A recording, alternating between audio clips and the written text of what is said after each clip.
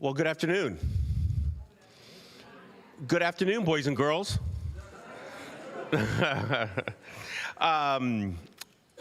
Welcome to Hayward City Hall and welcome to the City Council meeting. Today is April 21st, 2026. I'd like to call this meeting to order.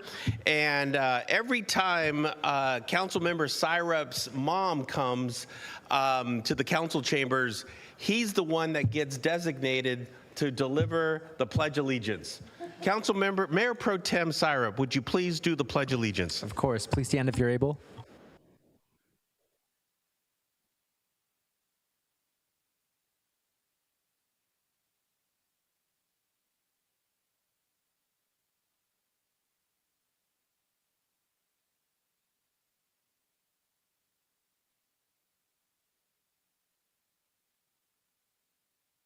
Thank you. Madam City Clerk, if you can please, before we get started, pursuant to Government Code Section 54953B, the meeting will include a teleconference location at the Gwynn Hotel, 521 North Rush Street, Chicago, Illinois, 60611.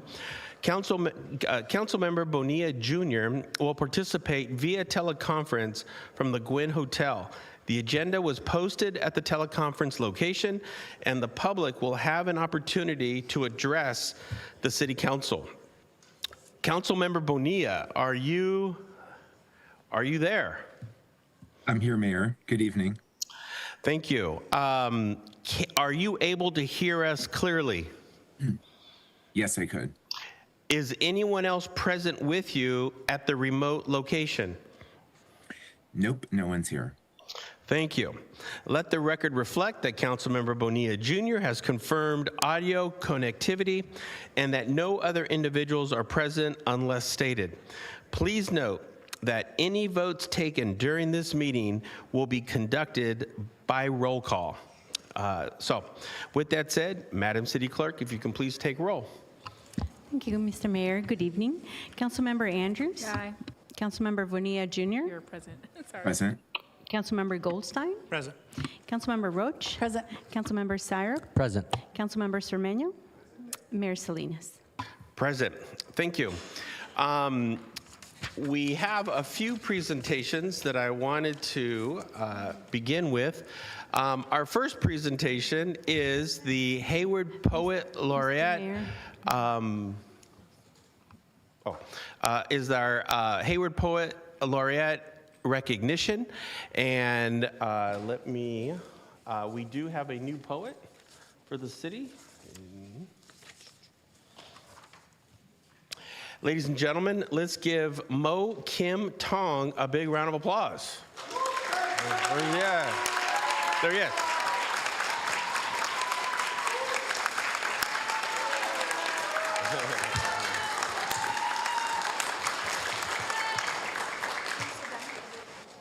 Yeah, that's him.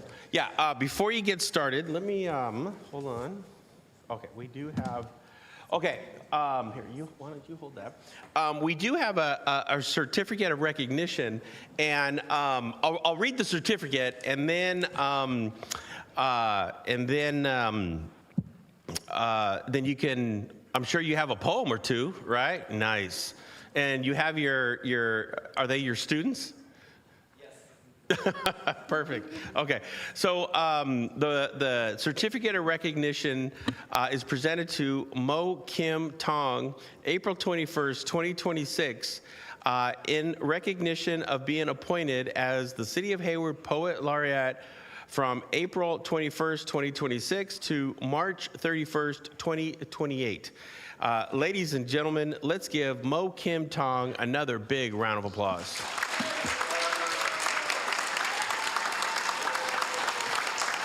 And then why don't you go ahead and read your poem, read us your work, and then I'll come down, I'll give you the certificate, take some pictures, we'll break Instagram, and then we'll continue. All right. Congratulations. Go ahead. Oh, yes, absolutely. Our director of our library, Genty Adelman.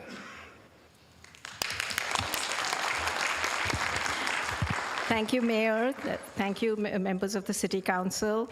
I'm really, really happy to introduce our new Poet Laureate. He is the third Poet Laureate for the City of Hayward. Mo Kim Tong is an educator, lifelong learner, and proud Haywardian. He is honored and excited to represent the best city in the Bay as Hayward's next Poet Laureate. As an immigrant kid from LA, raised in the Korean church, Mo discovered his voice through writing. After graduating from college in 2018, he moved to Hayward and began his teaching career, where he spent 4 years learning and growing alongside his 10th grade English students at LPS Hayward.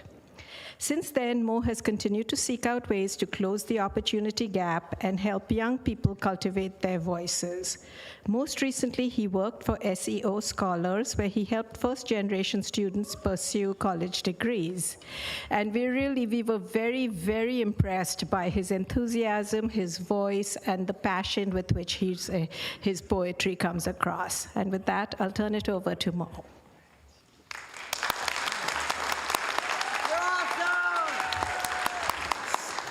All right. It feels wrong to turn this way because really this belongs to, I think, the city of Hayward, so I want to be... You can rotate that. I can... Oh, what? Okay. Yeah. There you go. I'm learning a lot today. Do what feels right. Okay. Wow, good evening.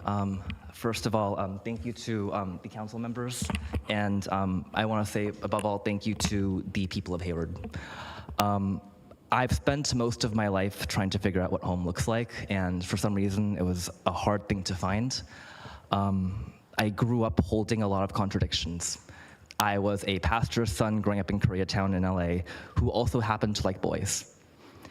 I was a happy-go-lucky kid who got straight A's, quietly struggling with depression and PTSD. And I was a survivor of abuse who didn't speak up for decades because I knew my parents had been victims too.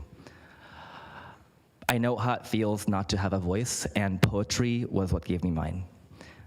It was where the secrets I was ashamed of talking about for so long became the experiences that made me stronger, that made me brave enough to speak up for myself and for people around me. What I've learned is none of us enter this world fully formed. Each of us in our lives is a collection of puzzle pieces that don't quite match, right? And telling my story, even when it scares me, is how I've learned to give my life a shape. I moved to Hayward in 2018, the same year I finished college and began a master's program that sent me to a tiny, tiny high school in Mount Eden. I didn't realize it would save my life. Hayward is the place I began my teaching career, discovered my passion for educating, and saw firsthand the power young people could have. It is where I matured from a scared and confident 20-year-old to a slightly less scared and slightly more confident 30-year-old. It's where I met the man who is now my husband, and where I finally came out to my family. And now, 8 years later, Hayward is home. And Hayward's the kind of place where people will knock on your door and leave you a casserole when you're sick. It's where people will offer you a ride when your car breaks down, where people will take care of stray animals even when they are not, I think, their caretakers. That is what makes Hayward the best place in the Bay. And I step into this role with, frankly, shock, but mostly with just gratitude and humility that I get to be a small part of what makes our city so special. And I hope that over these next 2 years, I will be able to help honor and uplift the wealth of stories and voices in this room and in our city. But tonight, I want to celebrate. I want to share a poem to recognize everybody who makes Hayward the heart of the Bay. So this is an ode to stray cats. This poem goes out to William Hayward. You came here because you saw gold somewhere in the dirt, hitched your future to a boat, clawed through endless earth, looking for a nugget of hope in a haystack. I see you now. your paws bloodied, but your eyes full of fight. You pitched your tent on a rich man's land, traded him a pair of boots for 40 acres of land, then hustled a hotel from the ground up, built yourself a sanctuary for strays, open to every dreamer, willing to scrap for a new life. And it goes out to Rachel Hayward, who treated every passerby like family, took the word hotel and spun it into home, your litter ever growing, though you lost a few on the way. Lost your husband, then your niece, then your son. Still, somehow, you muttered the city through loss long after it outgrew you. Even now, a century later, I hear your laugh in every bar on B Street. And it goes out to Kimiko Fuji Kitayama, the girl who grew carnations from concrete. When your government put you and your people in cages, treated you like an alien species to be weeded out, you planted yourself in places nobody expected you. Joined every city council, every housing committee, gardened yourself of movement to ensure nobody would endure what you did. Taught us all, when strays move together, we become a pack. And to Anthony Ochoa, you schooled us all, man, on the value of an education, led the hunt by example, taught us to pounce on every opportunity for knowledge, leap into leadership without asking for permission, scratch on doors that weren't open for you yet, so your children could walk through them someday. Your legacy looms so large, it would take an entire campus to hold it. And to the Russell City Alley Cats, howling the blues from your side of Hesperian and Winton. Your tune on ensemble performance, a counter melody to exclusion. When they deprived you of water and electricity, you fired back with gas. Blew out trumpets so loud they couldn't possibly ignore you. They paved over your homes, turned them all to industrial parks, but they could never pave over your legacy. Decades later, I still hear your harmony through the gravel. A song for justice, generations in the making. And it goes out to Oscar the Churro Man, serving up deep fried wisdom every morning from your corner on Mission Boulevard. And it goes out to sixth graders in matching black puffer jackets, terrorizing B Street on your bikes, keeping commuters on your toes. You show them who runs these roads. And it goes out to the high school girls holding hands on 28 bus home, your fingers woven into a shared promise to live openly as yourselves, to love one another without compromise, without apology. And to Miss Encinas, the best lunch lady I know, the kind of person who always makes sure every kid in line gets a banana, who offers you a ride home before you ask, whose laughter could light the darkest room. And it goes out to my neighbor two houses down. I pass you every night, watching you feed every abandoned pet passing through your yard, a haven for every living being who needs one. And it goes out to the stray cats of Hayward, who have completely overrun our streets and our hearts. You clamber over our fences, sprawl across our sidewalks, squat on the hoods of every car on this block. I turn my headlights on, I stare at you through my windshield, and my entire city stares back. I see us now. Our scruff, our scratches, our battle scars. Some say we're a little tough. They say we're a little rough around the edges, but they don't know us. They don't know our scrap, our grit, our heart. They don't know that when you're here, you're home. And if you stay a little longer, look a little closer, past the filth caking our claws, I guarantee you'll see it. Gold under the dirt. Thank you all.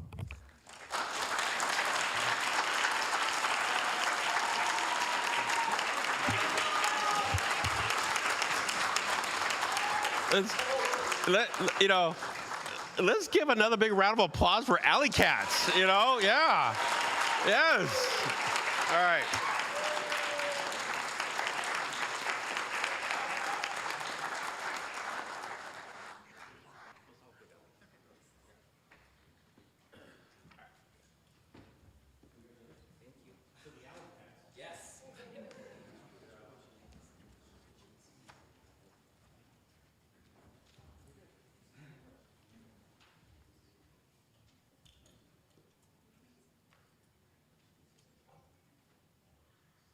Am I on the screen, Miriam?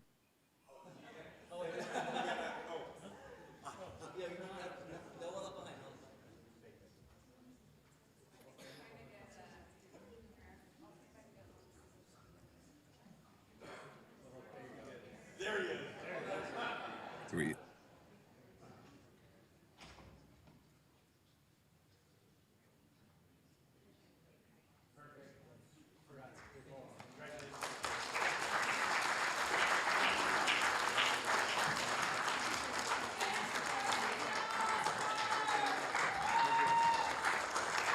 Congratulations. Okay, congratulations. Hayward has a new poet. Okay. Our next item, what I'm going to do is I'd like to pause our special presentations. What I want to do is I want to move city manager's comments up to before special presentations, because we have a special presentation. But before I do that, I need a motion and a seconder to change the agenda to move up. I'll move.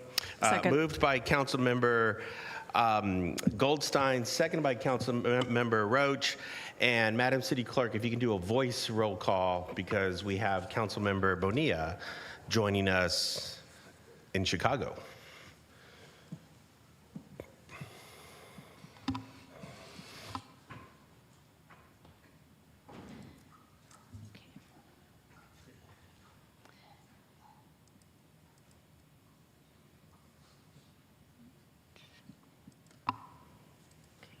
I think this is the quiet the chamber has ever been with over 100 people.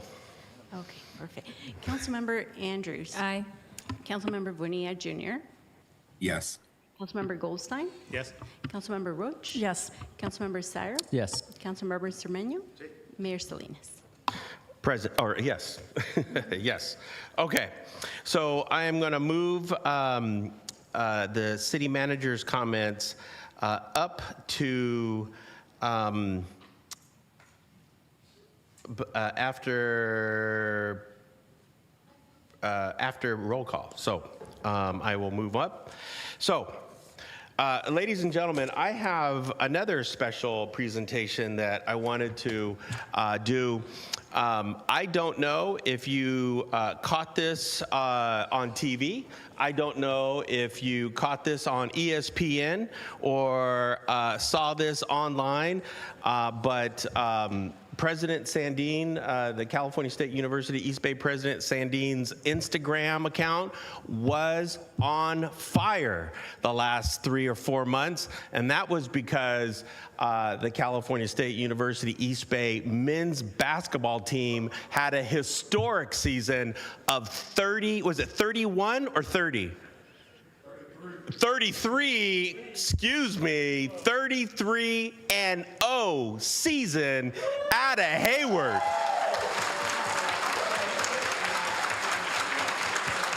Thirty-three.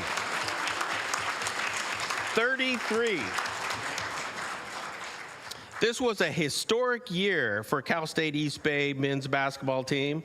The Pioneers had a record-setting season, finishing 33-1 overall and reaching the NCAA Division II Elite 8 for the first time. Elite 8. Yes.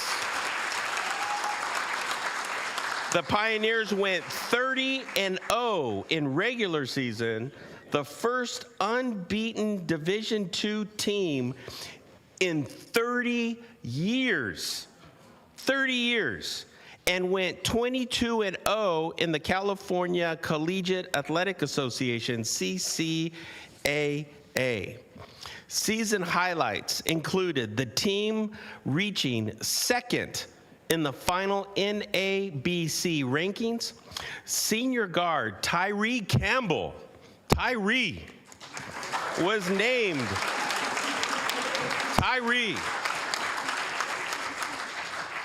was named the NABC National Player of the Year. Yes.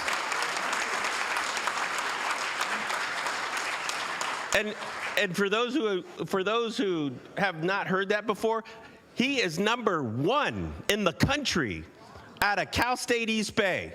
Number 1.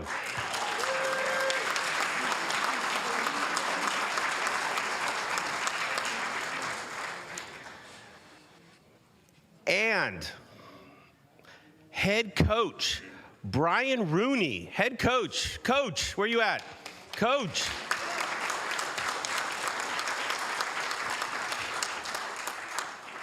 Coach Rooney was named the NABC 2026 Division II National Coach of the Year, and the Clarence Big House gains National Coach of the Year, the best coach Division II in the country.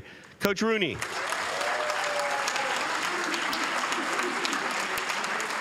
Boom. Just like that. Some key achievements of the team this year. The team finished second in the final NABC rankings of the year and got as high as 2 during the season. This was the first CCAA championship for men's basketball, which included the tournament MVP, Jaden Bush. Where's Jaden? Big Jaden.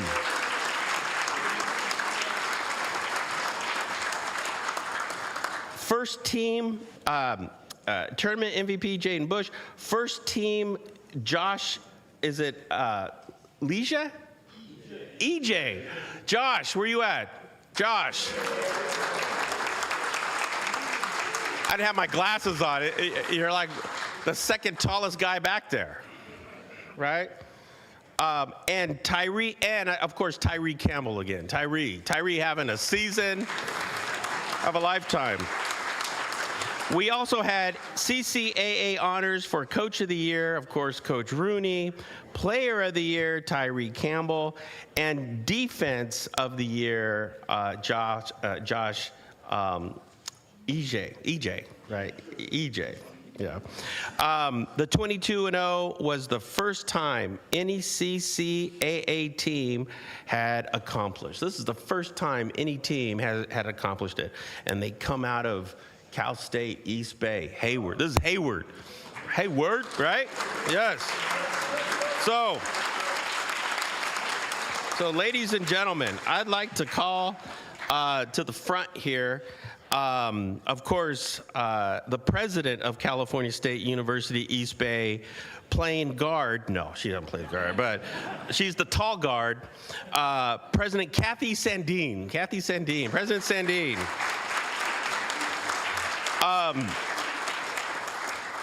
The athletic director, of course, and fellow Hayward Rotarian, Allison Kern. Allison, come on up, Allison. And we're going to be looking for that rotary pin, just for the record. Of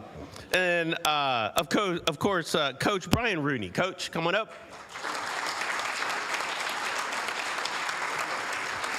Assistant Coach Michael Eagleton. Coach Eagleton, there he is. Coach.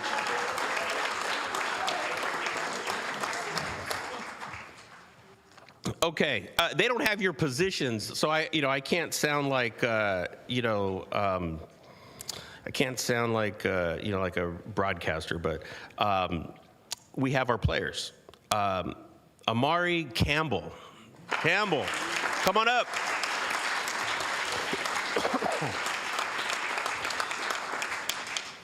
Andrew Camacho. Andrew.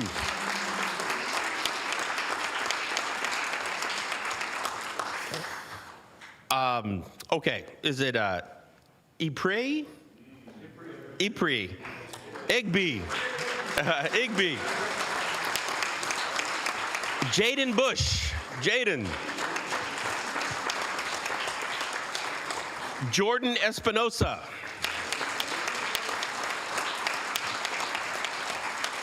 Josh EJ.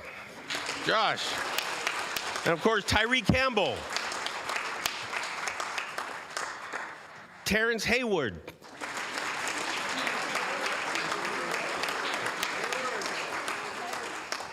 Takai Emerson Hardy. Ramsey Huff. Peyton White. Michael Padilla. Maxwell McCall. Matthew Villanueva. And, Matt Williams. Is Matt here? Matt.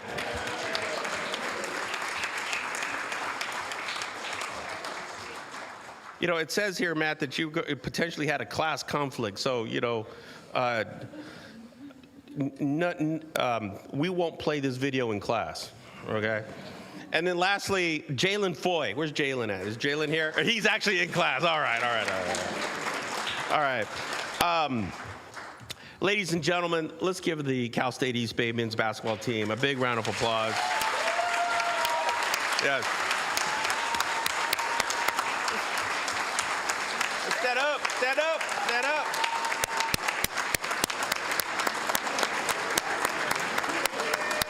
Stand up.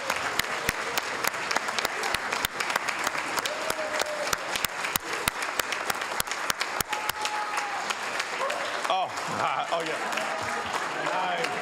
Nice.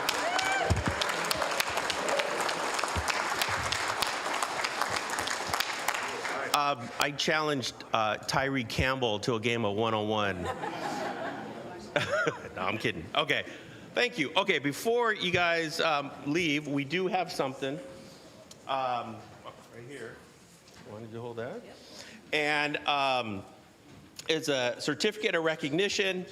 And this is presented to the Cal State University East Bay men's basketball team, 2025-26 season. In recognition of your historic year, the Pioneers had a record-setting season, finishing 33-1 overall and reaching the NCAA Division II Elite Eight for the first time. The Pioneers went 30-0 in the regular season, the first unbeaten Division II team in 30 years. And went 22-0 in the California Collegiate Athletic Association, CCAA. Congratulations on your incredible success and on building a legacy of school pride and inspiration for generations to come. Gentlemen, thank you very much.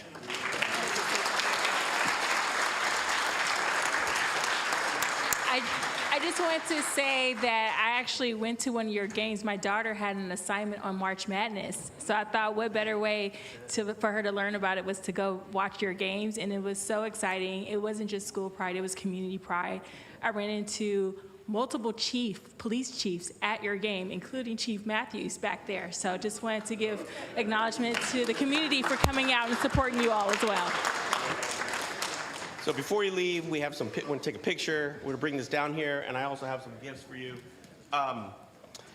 These are challenge coins, and these are small tokens that we give to individuals in the community that have just done some exceptional work. And they are a challenge coin. You can maybe go to, Buffalo Bills in downtown and, maybe get ice water. I don't know. But anyways, after school. But I do have this for you. So let's go downstairs and take a picture.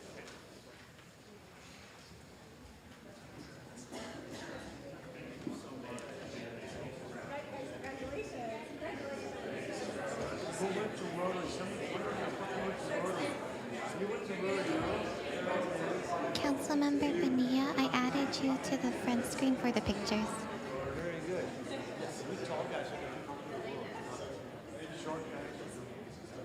Thank you.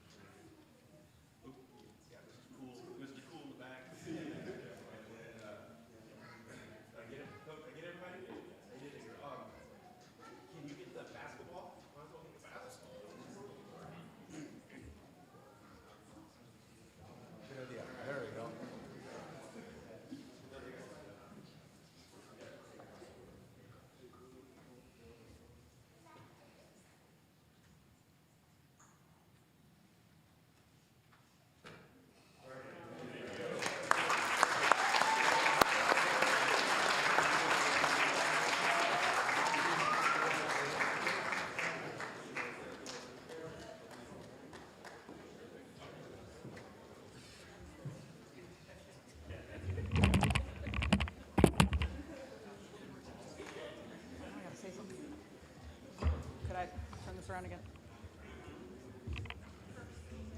Yeah, I know. I'll put this right here just For posterity, I would keep it everywhere, Mr. Mayor. Just really quickly, they asked if I wanted to say a few words. I think one of the most exciting things about this run, one, kudos to our athletes. One thing that they didn't say in that is that remarkable team that went on an Elite Eight run, and they're all exceptional basketball players, had a 3.43 GPA in the fall. So they're also exceptional students.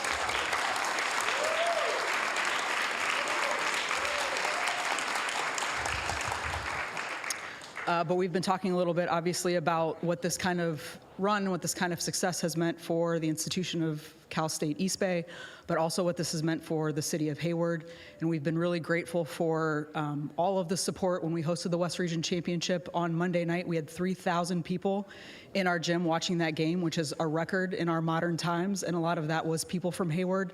And we've been really grateful for the community support, for the support of this council, for the support of the Rotary Club, and for city organizations.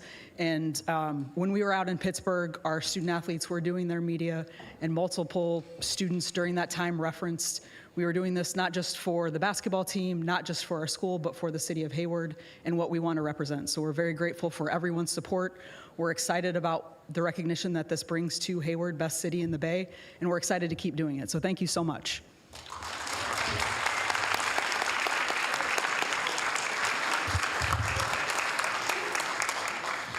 So there's a lot of underclassmen here.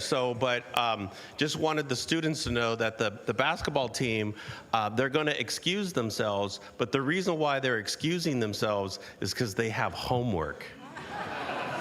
Right, you guys? All right. Thank you, and let's give them a big round of applause.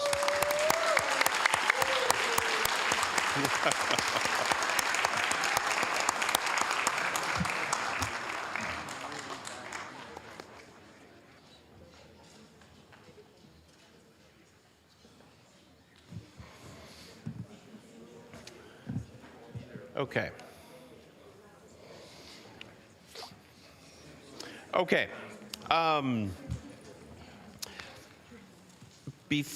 So now I'm going to proceed to closed session announcement. Mr. City Attorney, can I get a closed session announcement?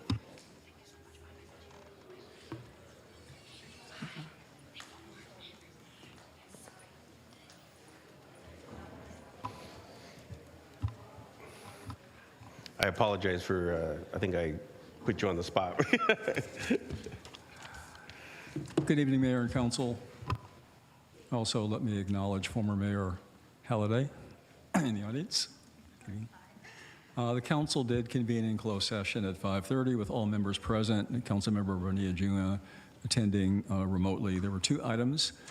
First, public employment. The Council initiated its annual evaluation of Council officers. Tonight it was City Clerk Miriam Lenz. There are usually 3 sessions that comprise the evaluations. Council also met with its labor negotiators to discuss all bargaining groups. No action was taken in closed session, but please take note, there are action items on the public agenda on both the consent calendar and legislative business. Thank you, Mayor. Thank you. Hold on a second.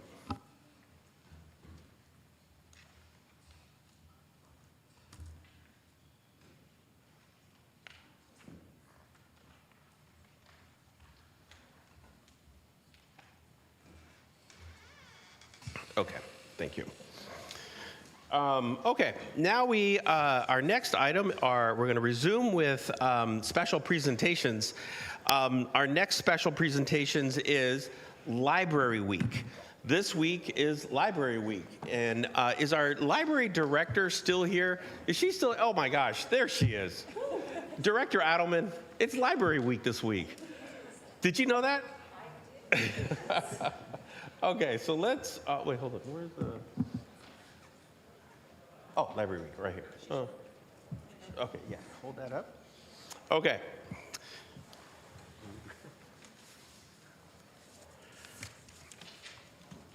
Okay, so this is Library Week, and I do have a proclamation, and what I'm gonna do is I'm just gonna I'm not going to read the whole thing, but I'm just going to stay with the last three whereases. How's that? Okay.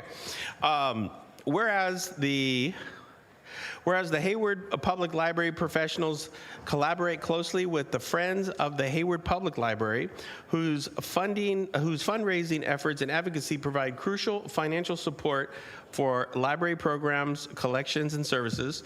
And whereas the Hayward Library Commission supports and advocates for library services and is showing appreciation for library professionals by providing snacks and treats for every staff for the staff every day during National Library Week, whereas these library staff have demonstrated remarkable adaptability and innovation in meeting evolving community needs, while simultaneously upholding the fundamental values of public libraries. Now, therefore, I, Mark Salinas, Mayor of the City of Hayward, and on behalf of the City Council, do hereby proclaim April 19th to April 25th, 2026 as National Library Week. Ladies and gentlemen, let's give a big round of applause for our library.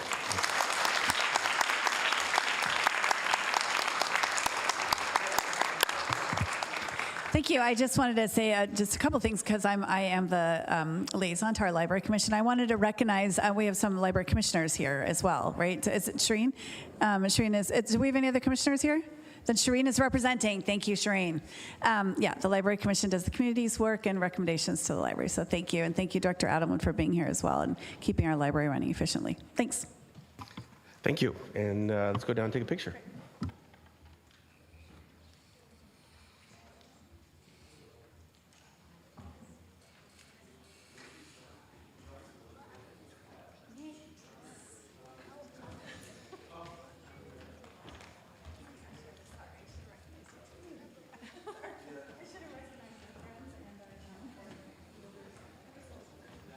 Okay, ready?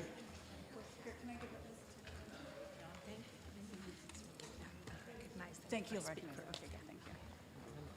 I'll go over there. This is Shireen.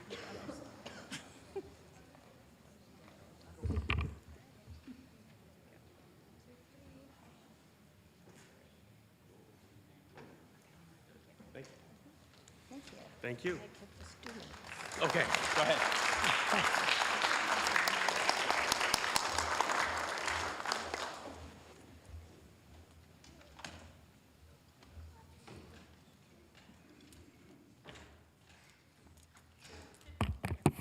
Thank you, Mayor Salinas, members of the City Council. This is a real honor. I'm really happy to be here. Today is also National Library Workers' Day, and we have an amazing team in Hayward. And I'd just like to give them a round of applause, please. I'd also like to recognize three of our support groups. We have Shireen Purcell from the Library Commission. Stand up. We have ex-Mayor Barbara Halliday from our Friends of the Library. And we have Winnie Thompson from our Hayward Literacy Plus Council. We also have with us, representing our staff, Michelle Nogales, who's trying to get her yarn together there. And Michelle, I really want to give her credit for she did so much work in helping us get our new Poet Laureate on board. And we have an amazing team. Thank you for all your support, and really thank you to all of the library staff for the good work they do. I invite our basketball players and all the kids who are here to come and get a library card at Hayward Public Library. Yes.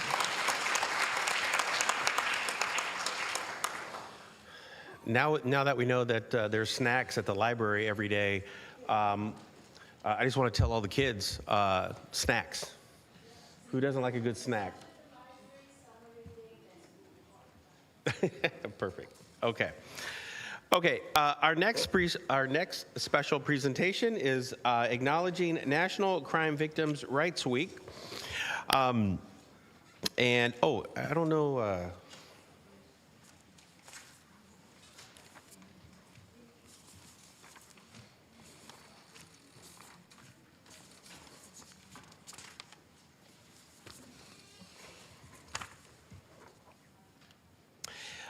Maddie Baines, Senior Victim Advocate from the Alameda County District Attorney's Office. Ms. Baines, are you here? Oh, yes. Sorry about that. Let's give Ms. Baines a big round of applause as she walks down. Ms. Baines, I'm assuming, and I apologize if I get this wrong, you're a Deputy District Attorney for Alameda County? Oh, okay, perfect, thank you. And these are your colleagues, correct? Okay, perfect. Okay, so let me. I'll just read the last two whereases, and then we'll take pictures, and I'll invite you to say some remarks. Okay, thank you. Whereas the Alameda County District Attorney's Office Victim Witness Assistance Division has been a leader in outreach and services to underserved populations, including children that have been victims of commercial sexual exploitation, sexual assault victims from cold hit DNA cases, immigrant victims, urban youth victims, victims in the LGBTQIA+ community, and victims with physical, intellectual, and/or developmental disabilities. The Alameda County District Attorney's Office Victim Witness Assistance Division has been bridging the gap between law enforcement and the community and building the community's trust in the criminal justice system. And whereas the National Crime Victims Week, April 19th through April 25th, 2026, provides an opportunity to celebrate the energy, creativity, and commitment that launched the victim rights movement, inspired by its progress, and continues to advance the cause of justice for crime victims. Now, therefore, I, Mark Salinas, Mayor of the City of Hayward, on behalf of the Hayward City Council, do hereby proclaim the week of April 19th to the 25th, 2026 as National Crime Victims' Rights Week. Ladies and gentlemen, let's give them a big round of applause.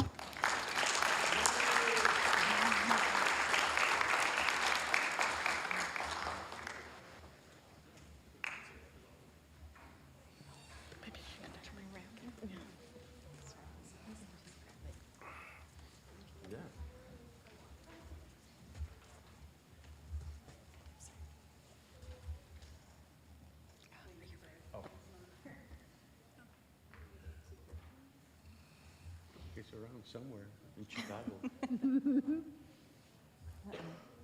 There he is. Okay. He is real, by the way.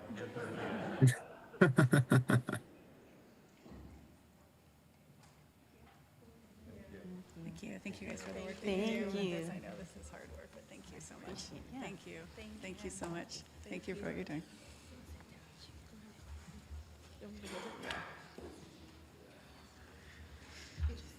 Is it?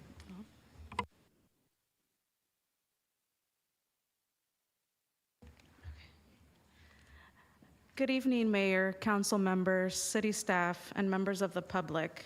My name is Claudia Romero, and I serve as a victim advocate with the Alameda County District Attorney's Office Victim Witness Assistance Division.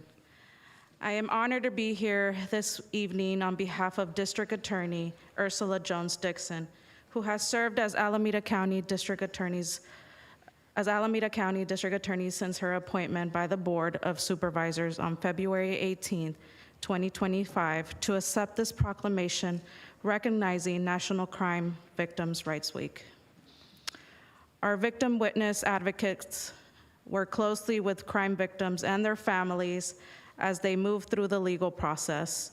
We help survivors understand their rights, keep them updated on their cases, prepare for court, and provide support during some of the hardest moments they may ever face, including while testifying. Our advocates also help survivors complete and submit the California Victim Compensation Board, or CalVCB, applications so they can access important support for counseling, medical expenses, lost wages, relocation, and other crime-related needs. In 2025, our office helped survivors secure more than $2 million in CalVCB support. Behind every CalVCB application is a person or family seeking stability, healing, and a path forward. That is why the work of our victim witness advocates matters so deeply alongside the care and support offered through the Family Justice Center and the Trauma Recovery Center. Together, these resources help survivors find support, begin healing, and move forward without having to face the aftermath of crime alone. National Crime Victims' Rights Week is an important opportunity to recognize the resilience of survivors and to reaffirm our shared commitment to standing with them every step of the way. This proclamation is a meaningful reminder of our shared commitment to survivors. It also reflects District Attorney Jones-Dixon's beliefs that victims and witnesses of crime deserve to be heard, supported, and treated with dignity, compassion, and respect. Thank you for standing alongside District Attorney Jones-Dixon, survivors of crime, and their families, and for recognizing the importance National Crime Victims' Rights Week. Thank you. Thank you.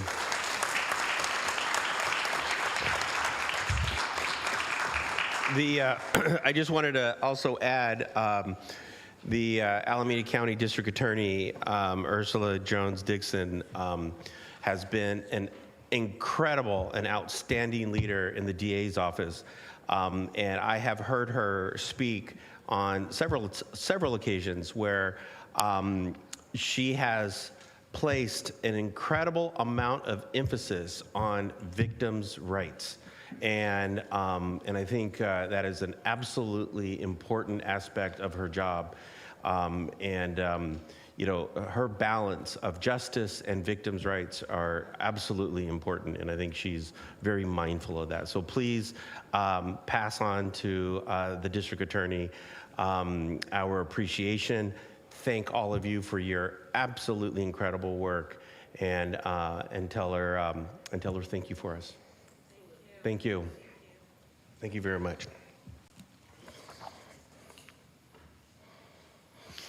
Okay. Now for the moment we all have been waiting for. Who wants to talk about Earth?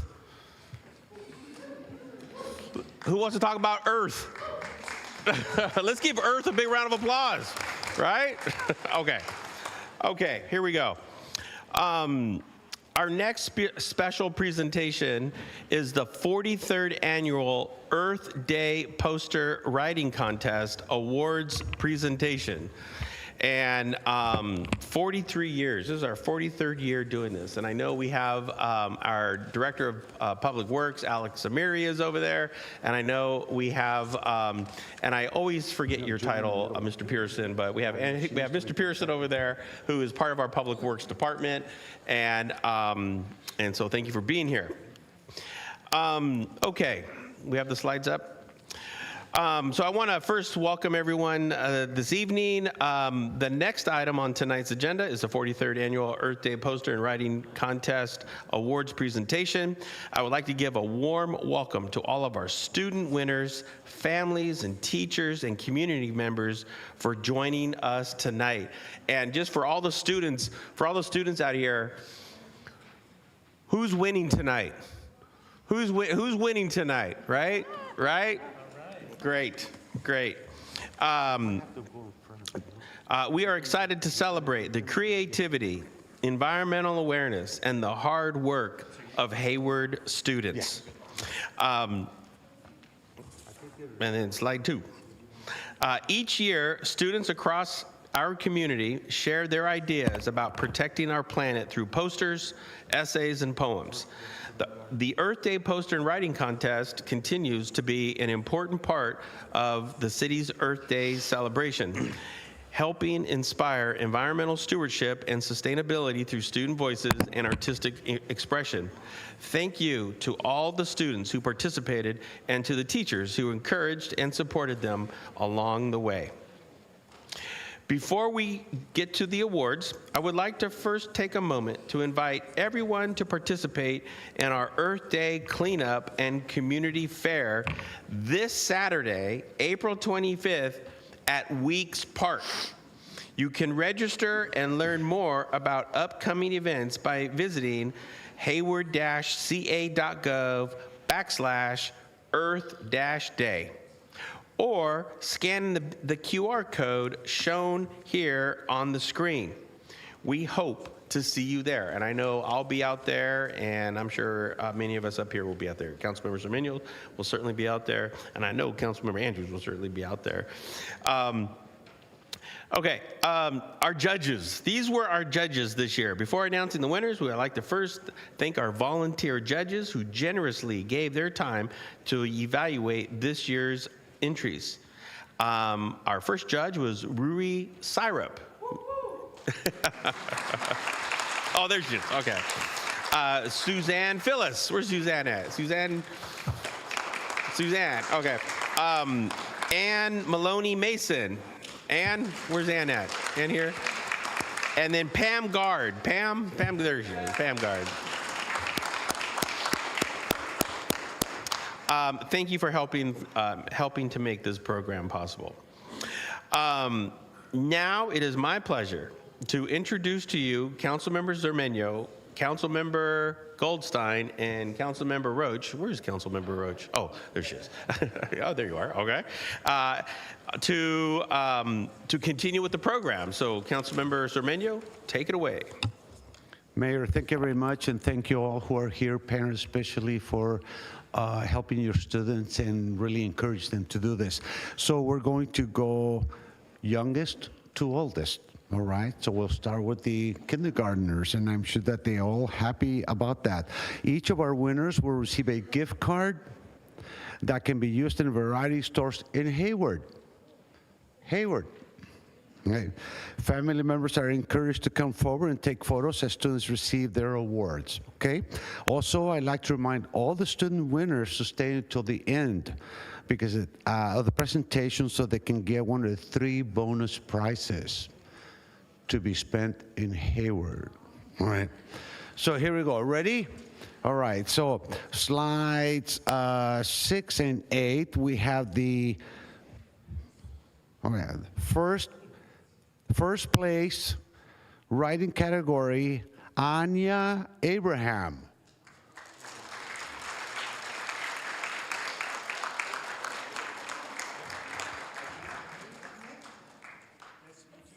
Okay, good. All right.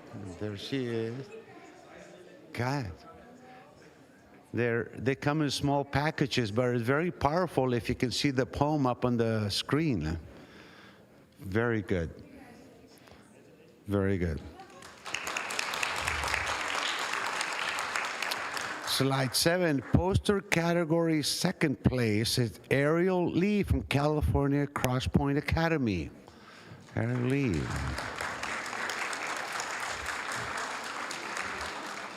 Oh, Amy Abrahams. Okay.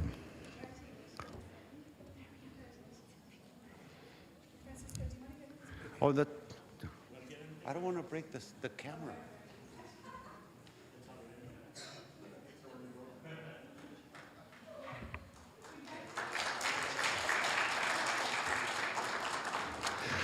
Poster category, first place goes to Aiden Bradshaw from Stonebray Elementary. All right, Aiden. All right, there you go. Good job,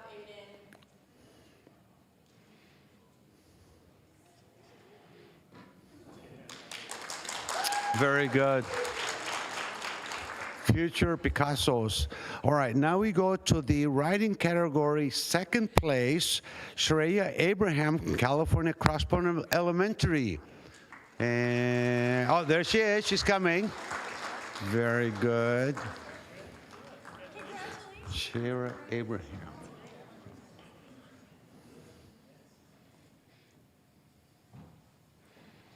Most excellent. Poster category, second place goes to Ricardo Delgado from Longwood Elementary. Where's Mr. Delgado? Should we go with Ricardo first? Let's go Ricardo first. Okay, that's him. Congratulations. You look so handsome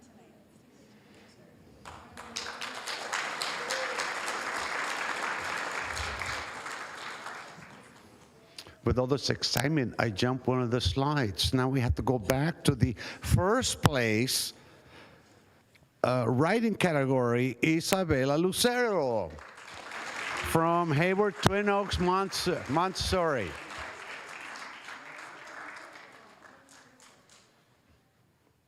And again, the parents really need to be thanked for this. Thank you. First place, poster category, Christopher Hsu from Guy Emmanuel Elementary. There he is, he's coming.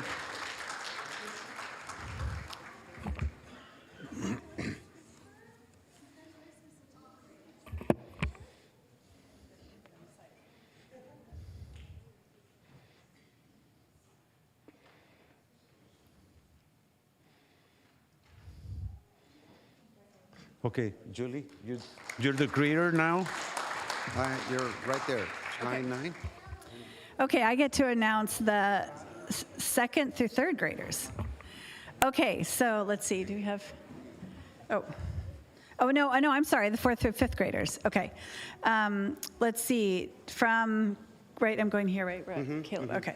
So let's see, so the second place winner for the writing category from Crosspoint Academy is Caleb Wong.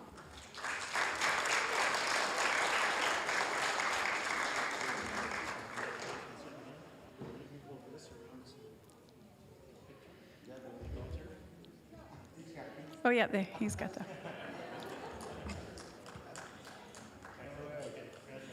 Great. Okay, in the first place for the writing category from Stonebrae Elementary, Eliza Lee.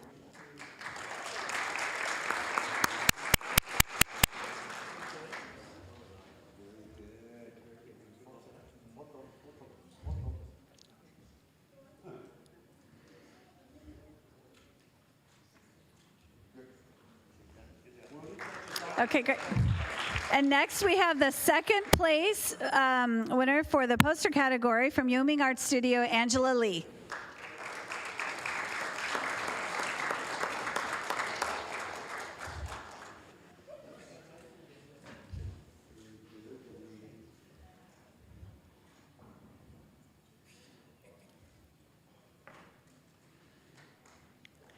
Congratulations. And next we have the first place winner for the poster category from East Avenue Elementary, Isabella Linares.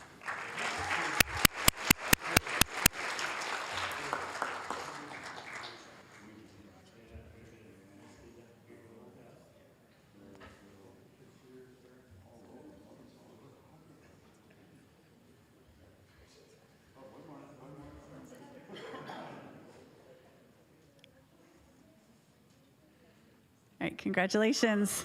All right, on to the 6th through 8th grade category. The second place winner for the writing category from Cherryland Elementary, Camila Garcia.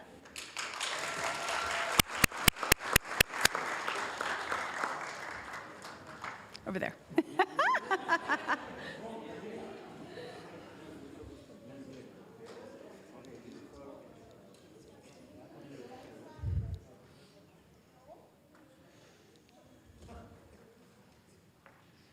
Congratulations.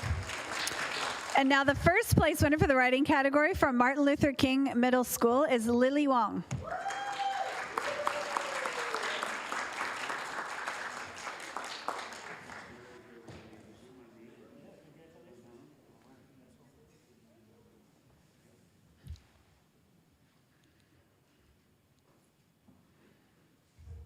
Congratulations. And now the second place winner for the poster category from East Avenue Elementary, Giovanni Wilson.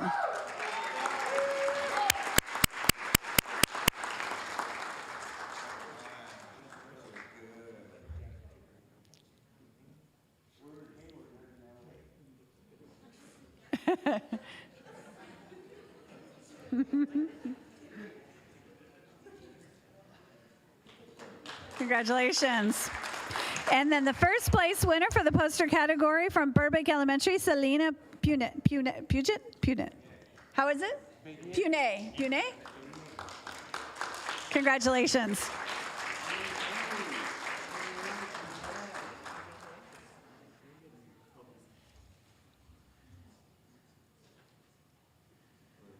All right, I'm passing this off to my council member. Congratulations. All right, Dan.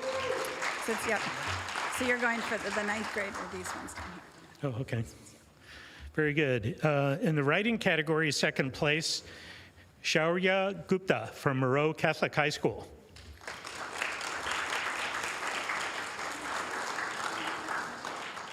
Okay, that one will be up for auction. In the writing category, first place, we have Tiberius Rep. Am I pronouncing your name right? Congratulations, from California Cross Point Academy.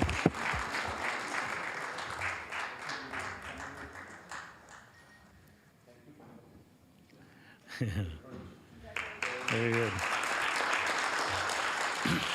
And in the poster category, second place, Madeline Romo from Moreau Catholic High School.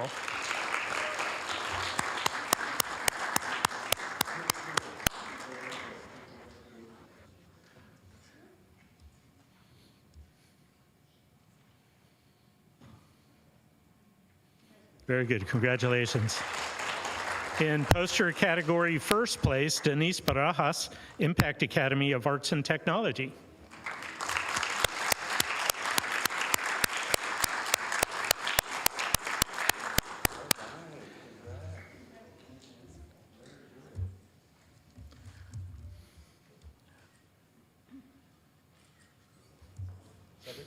I believe that's it. Okay. Yep, let's see. Am I supposed to read that one? No. Oh, yeah. Oh, okay. Congratulations to all of our student winners. Please join me in giving them another round of applause.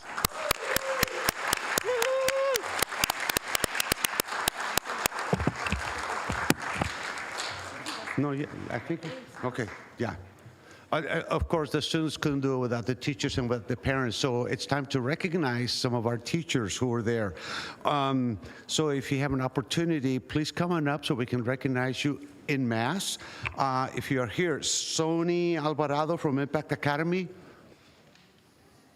Okay, we're gonna, all right. Miss Butler from Burbank Elementary.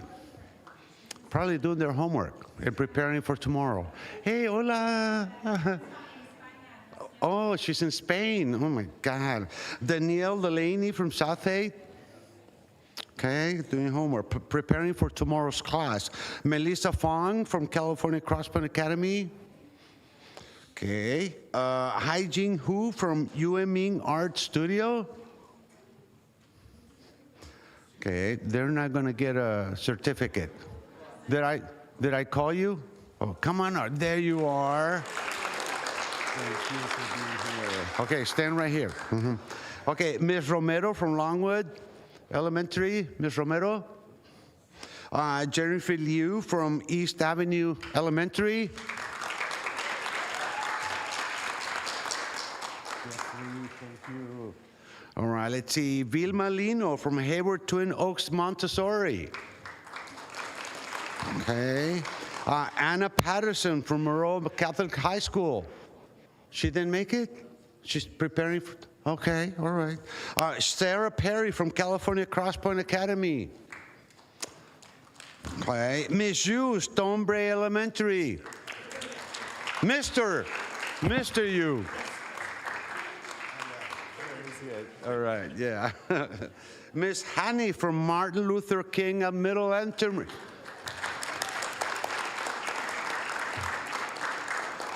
My neighbor, I live 3 blocks away. Thank you very much. All right. And then we have Yushuan Pan from Guy Emmanuel. No? No? So I congratulate all the teachers. Oh, there. Is she here? Oh, she's here. Very good. So let's give them a really nice round of applause. Oh, one more?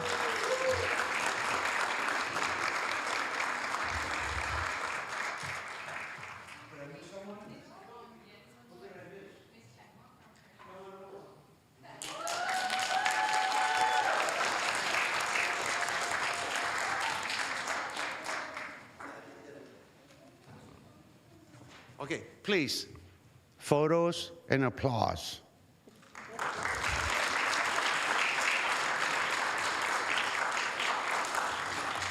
Oh, Julie and Dan, I need help.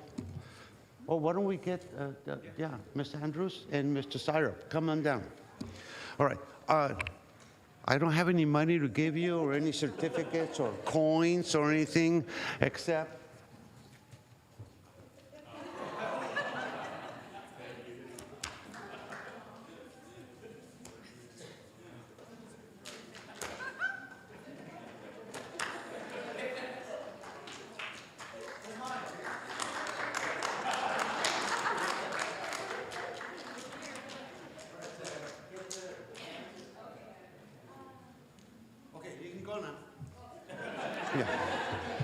prepare for tomorrow's class, and thank you. So, this is an exciting time, and if we had a drum, we'd be doing the drum roll. But anyway, we will now draw names of students for this year, 3 bonus prizes. One basket contains the names of all the contestants, and then the other basket contains all the writing winners, so posters and writers, okay? I will now ask, Mayor, so kind of push it over to him so he can draw the winner. Okay, so I will now ask Mayor Salinas to draw one name from the writing basket.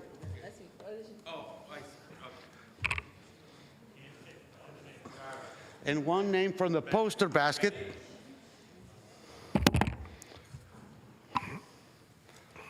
Okay. Anaya Abraham. Anaya. Abraham. Where's Anaya? Anaya. There you go. Come on over. All right. And now one name from the poster. Oh, stand right here, young lady. Don't move. Face to face. Okay. Now one from the poster basket. Okay.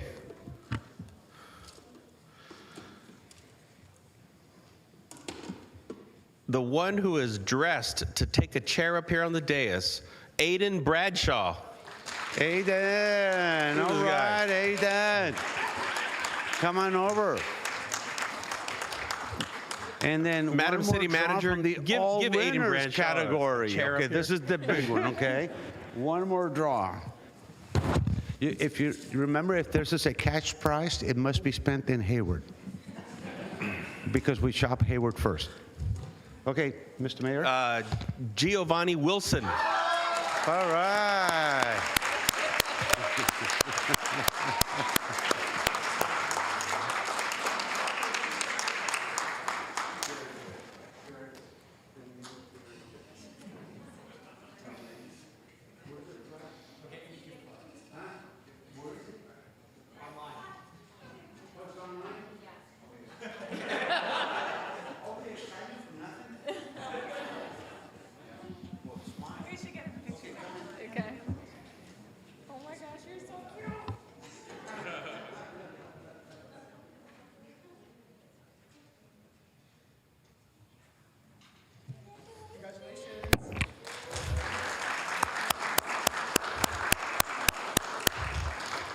As educators, Mayor Salinas and myself, the teachers in this room, and all your teachers who are at home, we thank you. And you students, please give your teachers a hug, because what they are doing is wonderful.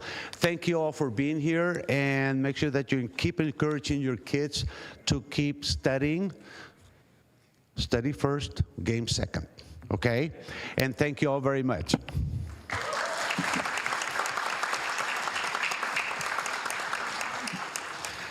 And I also want to thank our environmental services manager, Eric Pearson, back there. Let's give Eric a big.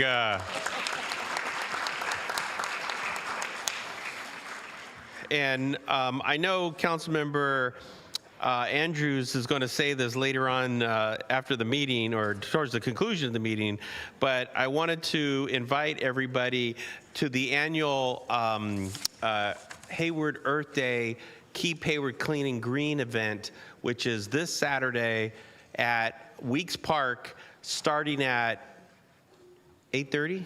8:30. And are we doing lunch? Yeah, and there's lunch. How's that? We get lunch. So let's give all of the winners a big round of applause, and let's Let's thank everybody. And, we're going to be here till 11:30 tonight. So if you guys want to stay and hang out with us, you're more than welcome. Or you can go home and watch whatever is on TV tonight. So, or do homework, of course. All right. Thank you.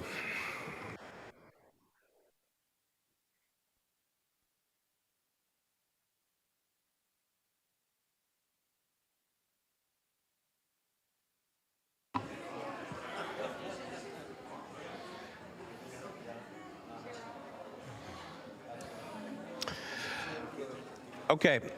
Our next item is public comment. This is reserved for anybody in the audience that would like to make a public comment on something that is not on the agenda. I don't have any cards, and I don't see anybody online, so I will close public comment. And we already did city manager's comments. Mr. Mayor. So I would like to Mr. move Mayor, on. we do have one person. Oh, we have one. Oh, hold on. Oh, there we go. We do have one public comment online. TJ from Hayward Concerned Citizens.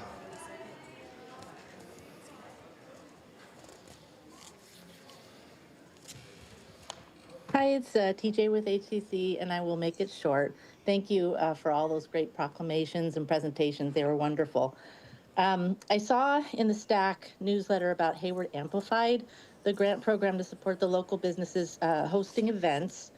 And I was hoping at some point, it's $75,000 in total funding, hoping at some point soon you can clarify for us where the funding is coming from in the interest of budget transparency. Thank you.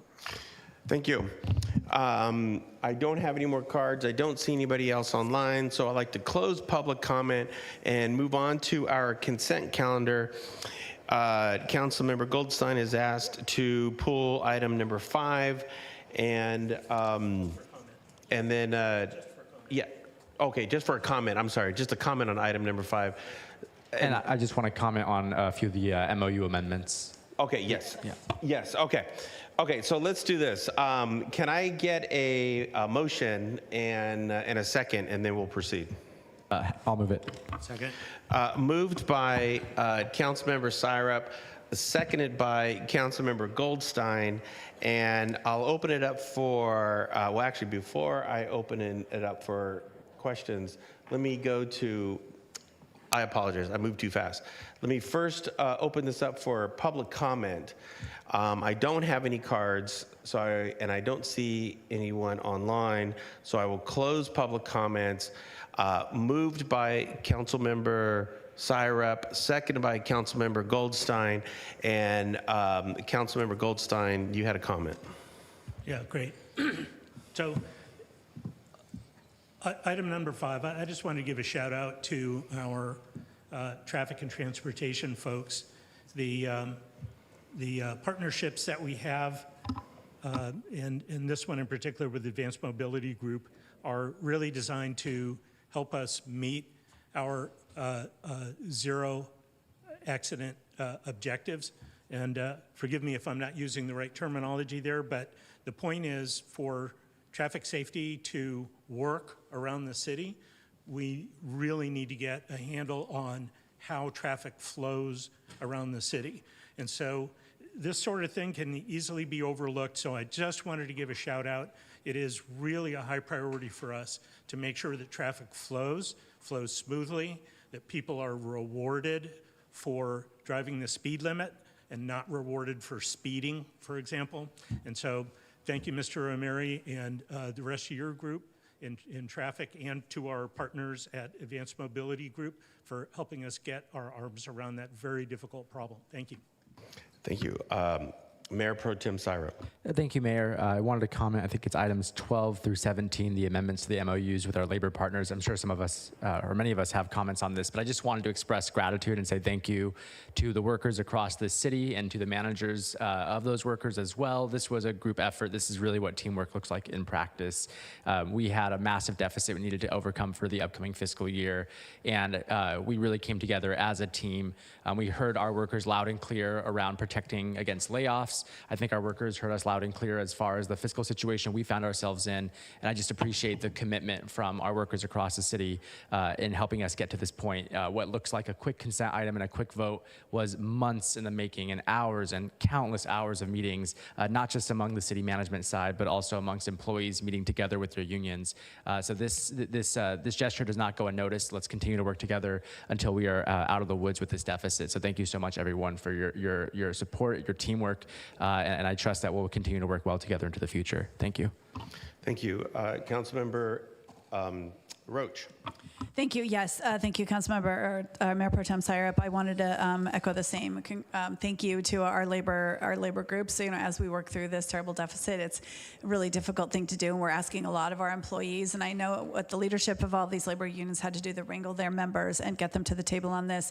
I'm so grateful. Thank you for everything you did. So thank you, HAIM, SEAO Clerical, Local 21, HPMU, HPOA, and Local 1909 for everything you did to show this kind of leadership. We appreciate it so much. Thank you. Thank you, Councilmember Andrews. I'll ditto those comments and just want to give a special thank you to all those that work in the CMO office, as well as all the different divisions that were on the negotiating team. I know that was not easy work to manage those tough conversations. And again, I appreciate all the labor partners that came to the table. And when folks reached out and I said, you talk to our negotiating team, you guys did that. So thank you so much for working with us. Thank you. Councilmember Bonilla. Thank you, Mayor. I just want to echo my colleagues' comments and thank all of our labor partners and just the staff throughout the city for their partnership as we move forward through this budget process and get a balanced budget. You know, this has just been incredible work and incredible leadership and partnership by everybody. So thanks to all of our partners for getting us here today. It doesn't go unnoticed, and it's greatly appreciated. Thank you. Councilmember Zermenio. Thank you, Mayor. You know, we really do not thank our employees enough, so this is a good day and a good opportunity to do so. Thank you to our employees. Thank you to their union representatives for actually helping us out. I think wanting to have a healthy city is something very important, and we're taking good steps towards that. So, muchas gracias. Thank you. And before I comment, I know our city manager had a comment. Yeah, I want to echo a lot of the same comments. I'm not going to say anything too different, but just want to say that we would not be able to close our structural deficit without the help and support from our labor partners and employees. So I just feel a tremendous amount of gratitude for their partnership, and this is really great. And it was hard and a lot of hard conversations, but I think we ended up in a really great place. So thank you. Thank you. Yes, want to echo all of the comments that have been made this evening by my colleagues and the city manager. You know, when I was first elected to this chair, to the dais back in 2010, for those who were working with the city back in 2010, we were confronted with a very similar situation. And all of our labor groups stepped up. Our management team stepped up. The executive team stepped up. And the city council stepped up. And we increased our contributions to our pensions, increased our contributions to our health care, and we forewent our cost of living, our COLAs. Fast forward to today, or fast forward to last year, we are confronted with another situation. And we would not be where we are at if it weren't for the collective effort of the entire city, of all of our labor groups. And I forget which one up here said it, but yes, while this might be a quick vote, a lot of work went into this. A lot of negotiating went into this. And I want to thank all of our groups and all of our labor groups for doing this. And by the way, some of the contracts tonight were delivered. The tentative agreements were delivered as late as Friday on the 11th hour. And so, but we got it done. It got done. I also want to say that we're not the only city in Alameda County that is going through this. I get the I get the emails from my good friend and my colleague from Berkeley, Mayor Ishii. The Berkeley City Council and the city of Berkeley today are confronted, and they're trying to close a $30 million budget gap. The city of Pleasanton, my good friend and colleague Jack Balch, Mayor Balch, they're trying to close an incredible local municipal budget gap. And so what we are dealing with and what we are sort of grappling with is no different.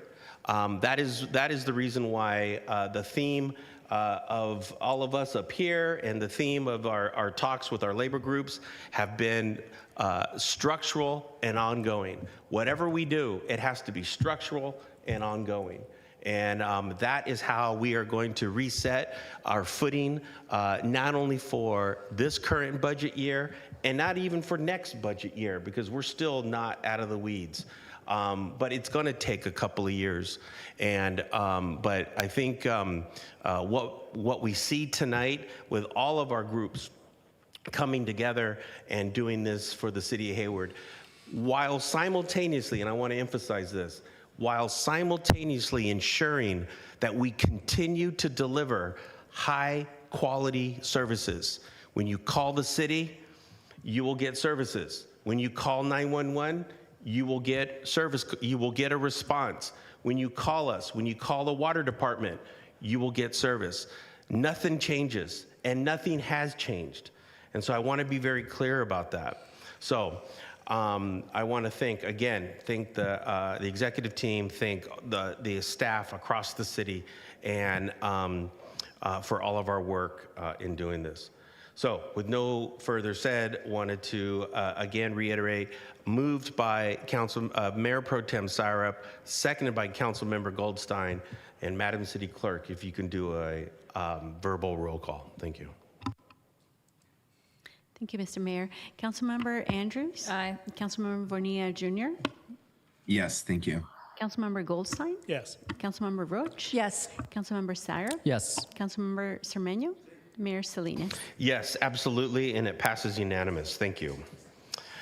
Our next item is our public hearing, item 18, and PH 26-018. This is the Stratford Village Prop 218 hearing. Proposition 218, public hearing to receive and tabulate property owner ballots regarding the establishment and levying of a new assessment for the Stratford Village Flood Control Facilities Improvement Assessment District, adopt a resolution establishing a new Stratford Village Flood Control Facilities Improvement Assessment, MD 1-2026, approve the final engineer's report, and order levy and collection of assessments for fiscal year 2027. And to deliver this report is our Director of Maintenance Services, Director Rollman. And I will let him take it away. Thank you, Mayor and Council. I'm going to turn tonight's presentation over to our project manager, Senior Management Analyst, Manny Grewal. Hello, City Council. So we are here today to recommend conducting the public hearing in accordance to Prop 218. If approved, this will establish the proposed assessment, approve the final engineer's report, and order the levying and collection of fiscal assessments. If not approved, the proposed assessment will not be imposed. So MD1 has a storm drainage system to prevent flooding to the homeowners in that area. The current rate is $243.92 per parcel and does not allow for CPI increases. We are proposing a base increase of $97.82 for a total assessment rate of $341.74, which will be subject to annual CPI increases. And those increases will fund the storm drainage system, which we collaborate with Alameda County to maintain. And that is the end of my presentation. Nice. Thank you. Okay. Next, I want to see if there's any questions from council. Councilmember Roach. Thanks. Yeah, just for the sake of the community and for my understanding too. So up until now, it has not been linked to a CPI, any annual CPI increase rate. So does this 9782 get us to sort of like parity on cost and what we have to do to maintain it? Correct, yes. So when this district was formed, a Prop 218 was not held, so we weren't able to charge the property owners a CPI increase to maintain the current operations or increase in maintenance costs. The $97 gets us to a point where we can start accruing a fund balance to do a drainage improvement project, which is estimated to be roughly $400,000 in the year 2030. If we were able to apply CPI when this district was formed, the annual assessment would be over $500, so we're still almost only halfway there to not impact the residents as much and, build that fund balance over time. Great, thanks. And then I assume they're getting notices, right, about all this and everything, yeah? Okay. Correct, yes. So they did receive notices about this 218. There was also multiple community meetings held this fiscal year and in prior years, so there was a lot of communication with the district. Great, thank you. Thanks for the presentation. Before I call upon Mayor Pro Tem Syrup, I need to read this first. We will now open the public hearing to consider the proposed Stratford Village Flood Control Facilities Improvement Assessment, MD1-2026, conducted pursuant to Proposition 218. This hearing is to receive public testimony and to consider all objections and protests to the proposed assessment, including the tabulation of property owner ballots submitted for this proceeding. At this time, I will ask if there are any members of the public who wish to speak on this item. And I'm going to wait until we do public comment on that. So before I move on to public comment, I will go to Mayor Pro Tem Syrup. Thank you, Mayor. Thank you for the very brief report. I think that might be the shortest in city history. So from my understanding, we've tried to do this in the past, correct? And we were unsuccessful? That is correct. Okay. And I'm seeing the way the subject line is written that we're going to do a tabulation tonight. So have we already received the ballots tonight? Correct, yes. All property owners were noticed that their votes had to be submitted to the City Hall by 6:30 p.m. tonight. Great. And then for the public's knowledge, are we tabulating that vote here or have you already tabulated it? And would you like to announce the results? We have not tabulated it yet. Okay. I believe Mayor has to direct the city clerk to start tabulating. Understood. I just wanted to clarify the process for the public's knowledge. Thank you. Okay. Those are my questions. Thank you very much. Okay. Seeing no more questions, I will open up for public comment. And I don't have any public comment cards. I don't have anybody online, so I will close public comment. Seeing no further comments, we will close the public hearing.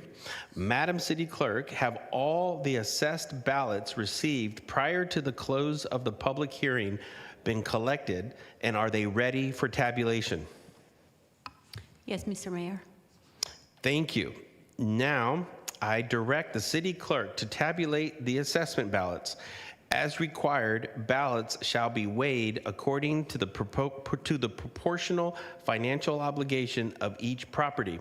We will recess briefly while the ballots are tabulated. So I will take a 10-minute recess, if that, 10 minutes? 10-minute recess, and then we'll reconvene and we'll proceed with the public hearing. With that, we're in recess.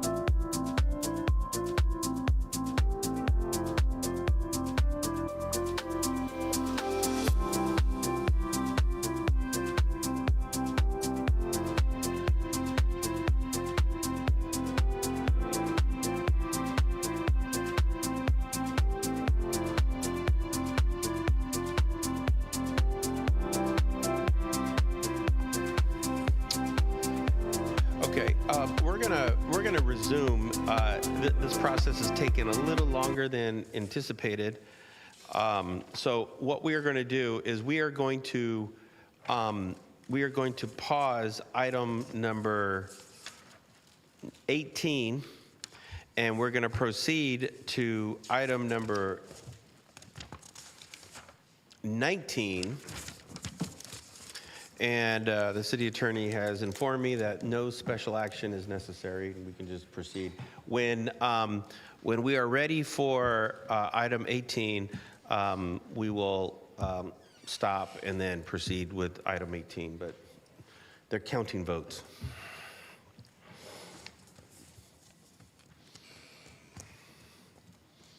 And then,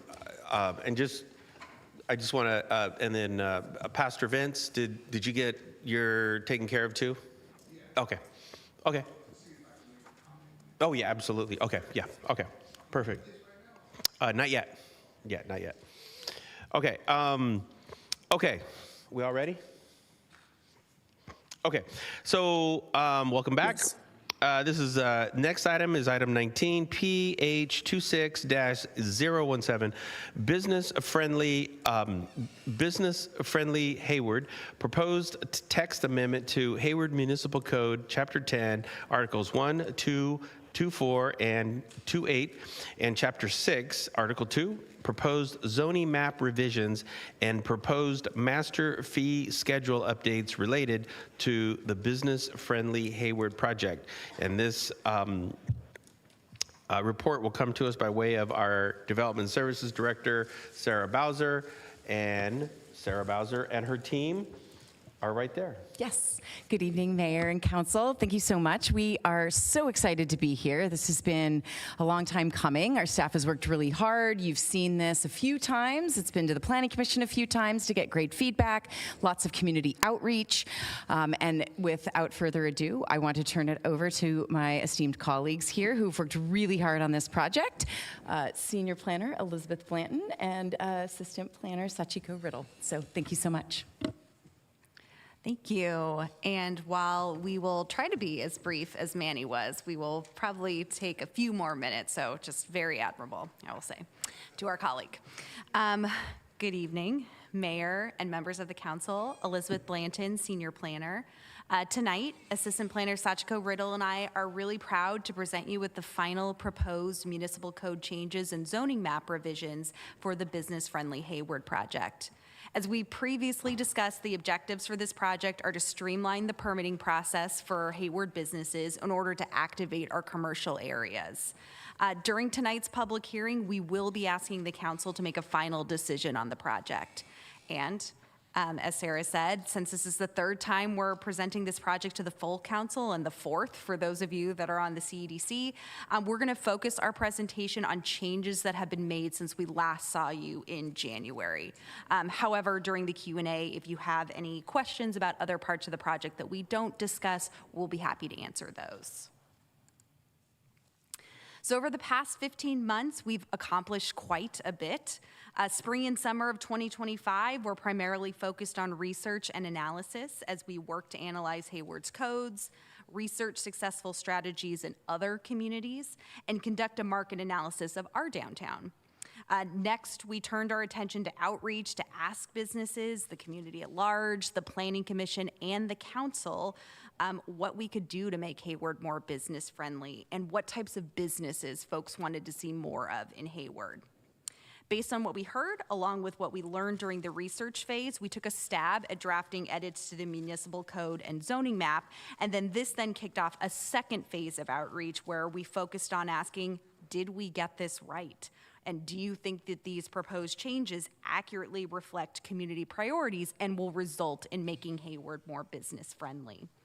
So based on the feedback we received, we further refined the draft regulations to produce this final draft that we're bringing before you this evening.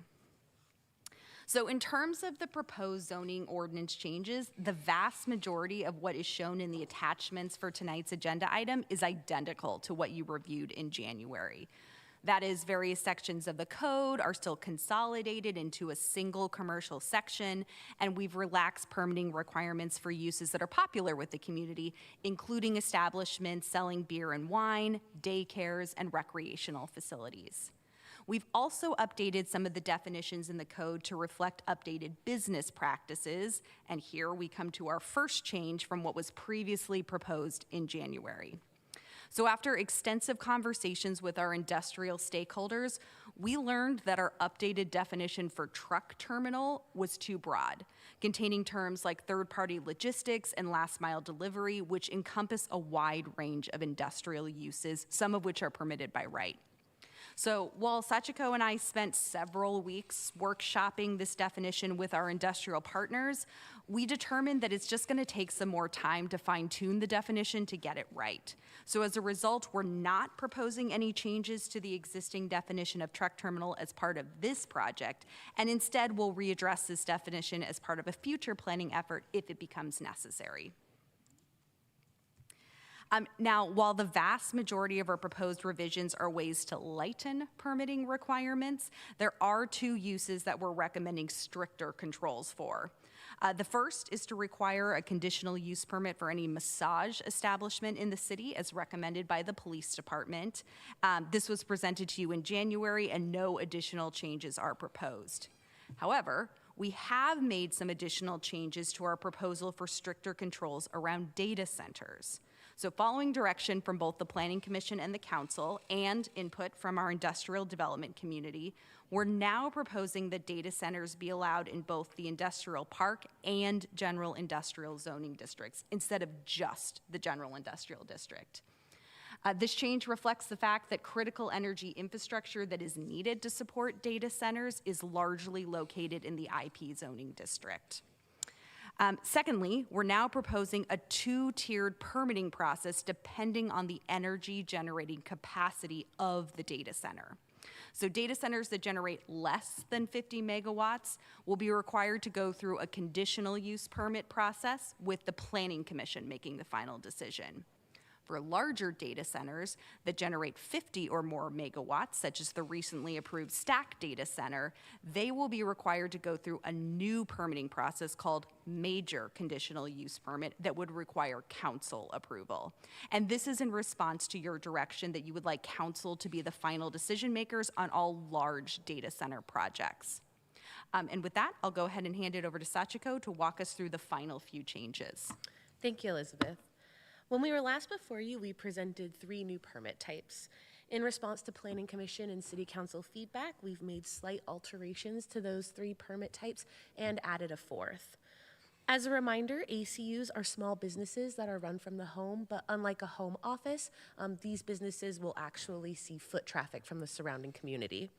City Council had a spirited discussion on whether allowing restaurants as a permitted use under our ACU program would help alleviate or further exacerbate our existing challenges around sidewalk vending.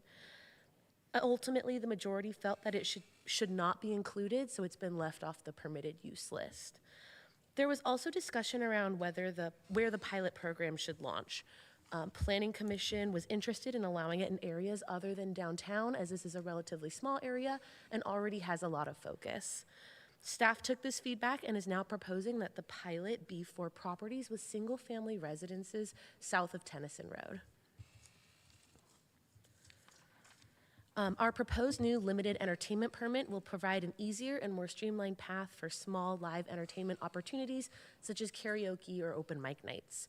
We added more detail to the rough draft of the ordinance that we presented during the last work session and are now proposing, in addition to the performance standards previously presented, that this permit type apply to entertainment events involving amplified sound for 10 to 100 attendees.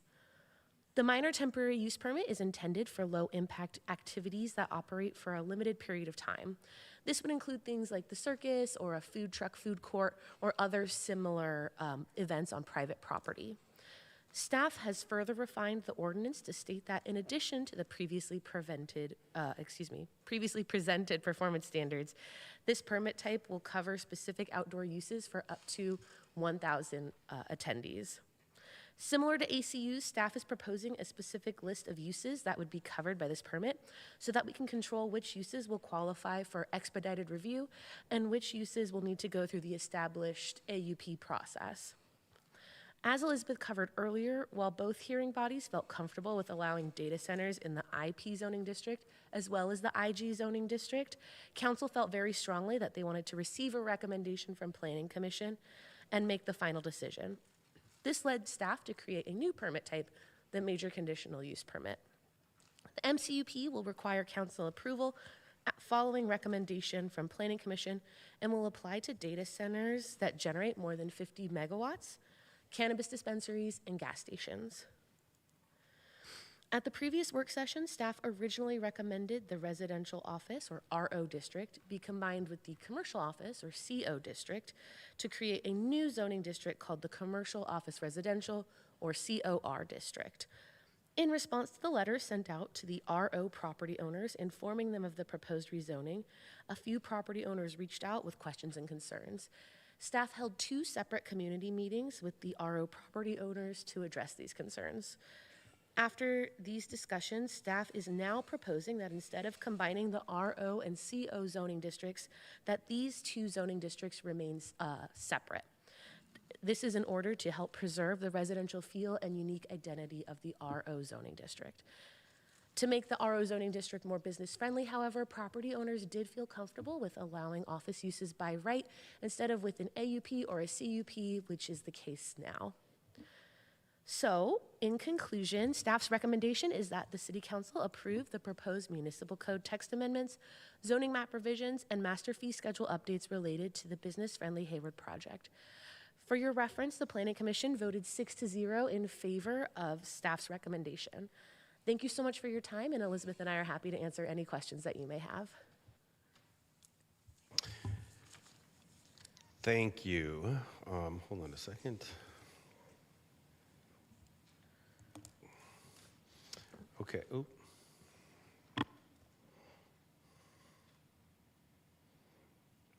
Okay. So what I'd like to do now is open up for council comments or council questions. Mayor Pro Tem Syrup.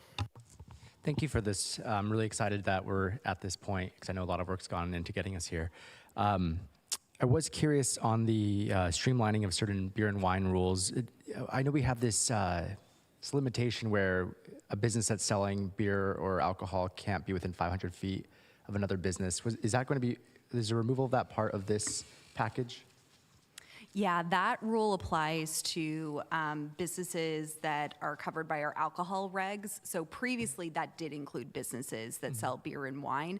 As part of this new streamlining, the businesses that are exclusively selling beer and wine and not any harder alcohol would not be subject to that same distance limitation. And so just as an example, a business that wanted to sell beer and wine less than 500 feet away from, let's say, a liquor store would be able to then open up. That's correct. Okay, that's great. I'm happy that's part of this. And then I have comments on, I think, the MCUP in relationship to the data center, so I'll save that. But just before I make my comments, I wanted to clarify that from my understanding, the Stack Center that we approved is one of the larger data centers that we've had in Hayward. Is that correct?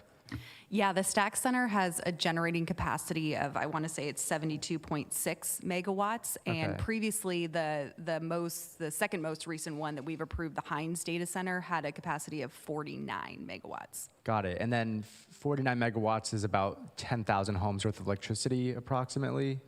That I don't know. Okay, because that was the number I was operating off of when I was in conversation with Director Mary in the past. So I asked that question because even if it's 49 is one below 50 before something comes to the full council, and that's still talking about 10,000 homes worth of energy. So I think you can kind of see where my comments are going to go. But otherwise, I have no further questions. Thank you. Councilmember Syrup, if you'll allow me, one other thing that we were thinking about with setting that 50 megawatt threshold, that's actually a threshold the state sets before they determine that the state needs to take over.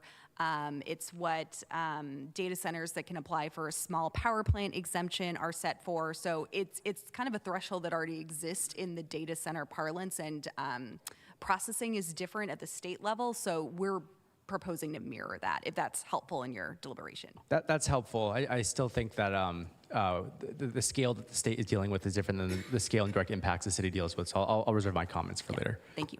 Thank you. Thank you. Councilmember Andrews. I'm sorry, Councilmember Zermeño. Mayor, thank you, and thank you for the report. Just a couple of questions and maybe some clarification. I like the relaxed permitted requirements. Those are excellent. Data centers, do we expect any more data centers? Anybody waiting to apply? We have gotten some inquiries from developers regarding data centers, but we have no active applications or pre-applications. Okay, and at the moment we have 4, I think. I believe so. Right. Yeah, there was Director Bowser. 2 already in operation, 3, I guess, technically, and then 1 that's under construction. Okay, when do we expect that one on Clawwood, or no, not on Clawwood, the one by the old barn? When do we expect it to operate? 1 year, 2 years from now? Is that the stack? A year? Yeah, probably That's 12 the to biggest 18 one, months. right, that we've Yeah. approved? Yeah, because they'll what's actively being constructed right now will be the infrastructure and then the shell, and then they'll come back in to apply for permits on the tenant improvement, so all of the electrical and stuff. So there'll be several permitting and construction ongoing for a little bit until that one is fully online. But if it goes the way that the other one has, it'll come on in phases. Like it'll come online in okay, phases got it. as they All build right. out. Okay, very good. And I expect that the old farm or old barn will be down soon? That's Are we referring to the one that's the by Oliver 92, Salt Works? yeah, That is where there's the proposal for the Right. U-Haul, not where the data got center it. is being All right. constructed. Different project. Okay, very good. I'm not sure I understand. Restaurant not permitted for ACUs? Can you kind of explain that a little bit more? Yeah, so for our ACU program, we were creating a list of uses that we thought would be appropriate because these are businesses being run from the home, so we wanted to be very intentional about what would be permitted to reduce any kind of conflict between neighbors or impact to the neighborhood.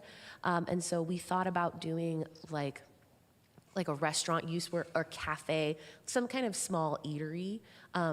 We considered that as one of the uses that would be permitted, but there was concern that this would cause conflict with neighbors and create more challenges that we're already kind of experiencing with our sidewalk vendors, and so we've decided to not include that on our list of permitted uses for ACUs. Okay, all right. And what is the expectation for South Hayward, South Tennyson Road? What are we looking for there, or what are you?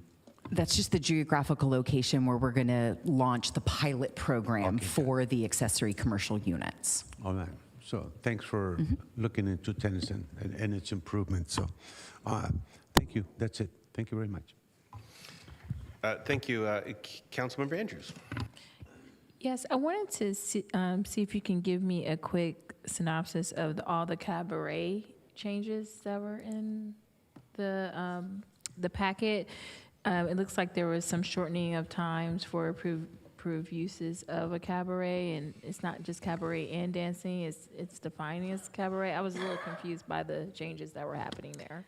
Yeah, the main change is separating out what we consider limited entertainment uses. So that's what Sachi was talking about. Things that involve amplified sound for between 10 to 100 people. That will be a much more streamlined process. Where technically right now they'd have to go through the full cabaret process, which is akin to getting a conditional use permit. So the cabaret process will still exist, but it'll apply to, say, nightclubs or bars that want to have But not cabaret like single day types uses. events. This is like an ongoing Correct. nightclub. Okay. That's right. Okay, Yeah. got it. Okay, thank you. Thank you. Councilmember Bonilla. Thank you, Mayor. Just 2 quick questions. I just want to clarify, can you just give the public examples of what would be permitted in an ACU? Yes. So again, for the public and for anyone listening in, an ACU is an accessory commercial unit. So it's kind of like an ADU, but instead of having like an apartment attached to your house, this would be a small business that you're running out of a building connected to your home. So some examples of what might be included here could be like a yoga studio that you're running out of your house. A nail salon might be another example. A small retail shop. Could be something else that you're doing. As Sachi said, we do have a very specific list of uses because this is a pilot program and we want to see how it goes. We want to see if there's going to be any conflicts with the neighbors based on certain uses. And then based on what we learn, we can go back, refine the ordinance, maybe expand the uses, and then maybe expand the geographical territory that it applies to. Thank you. Is there anything permitted that you would be able to consume that could be sold out of these ACUs? So we did include retail, which would include like a small grocery. So you wouldn't be permitted to consume on site, but you could buy consumables there. So that's one use that would have that. And then we also included a coffee shop, but it's strictly to go and no food is included. So you would just grab your drink and then go about your business, and you would not be allowed to stay on the site to consume the drink, and there would be no food included.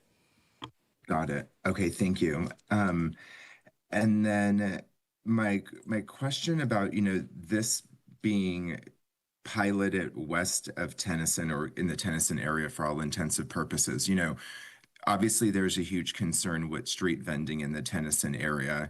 So what would be the kind of communications plan to make sure that folks know that although there's this channel to create, these commercial opportunities through ACUs, they don't include food? Because I can see that message not being clearly understood or communicated. So how do we plan to communicate around that?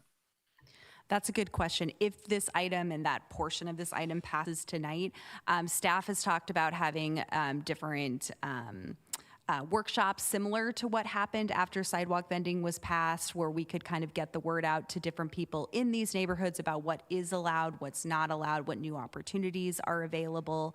But that's something that will expand probably moving into this summer. There's also a number of outreach events that happen in South Hayward, south of Tennyson. So instead of, say, maybe targeting some of the downtown events, we would be targeting doing pop-ups at those events to tailor our outreach to the community where these are eligible currently.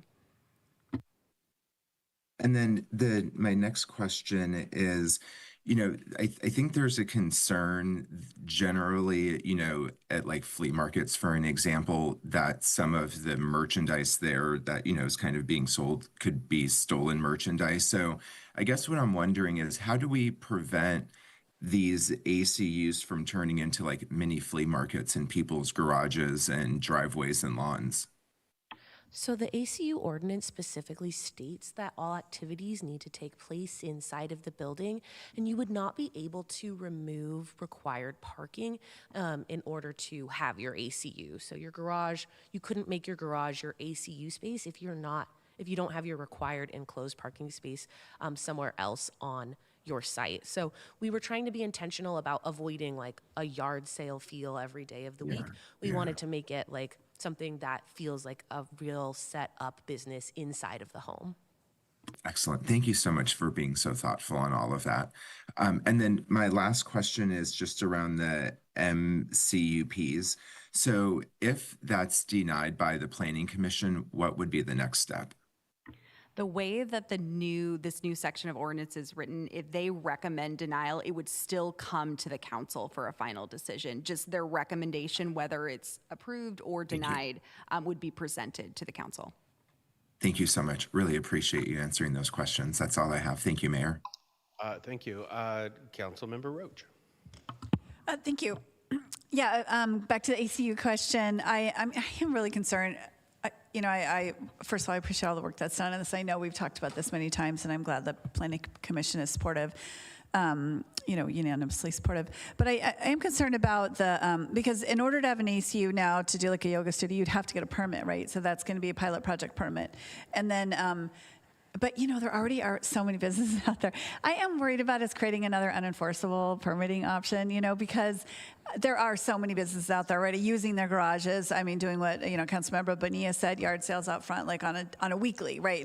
It's not like clearing your house garage sale. It's on a weekly. I'm going to do this. So, if somebody gets a permit in this pilot project, do they have to put out some sort of sign that says it? Like, how would you know if this is a permitted one or not? So, if neighbors wanted to understand that.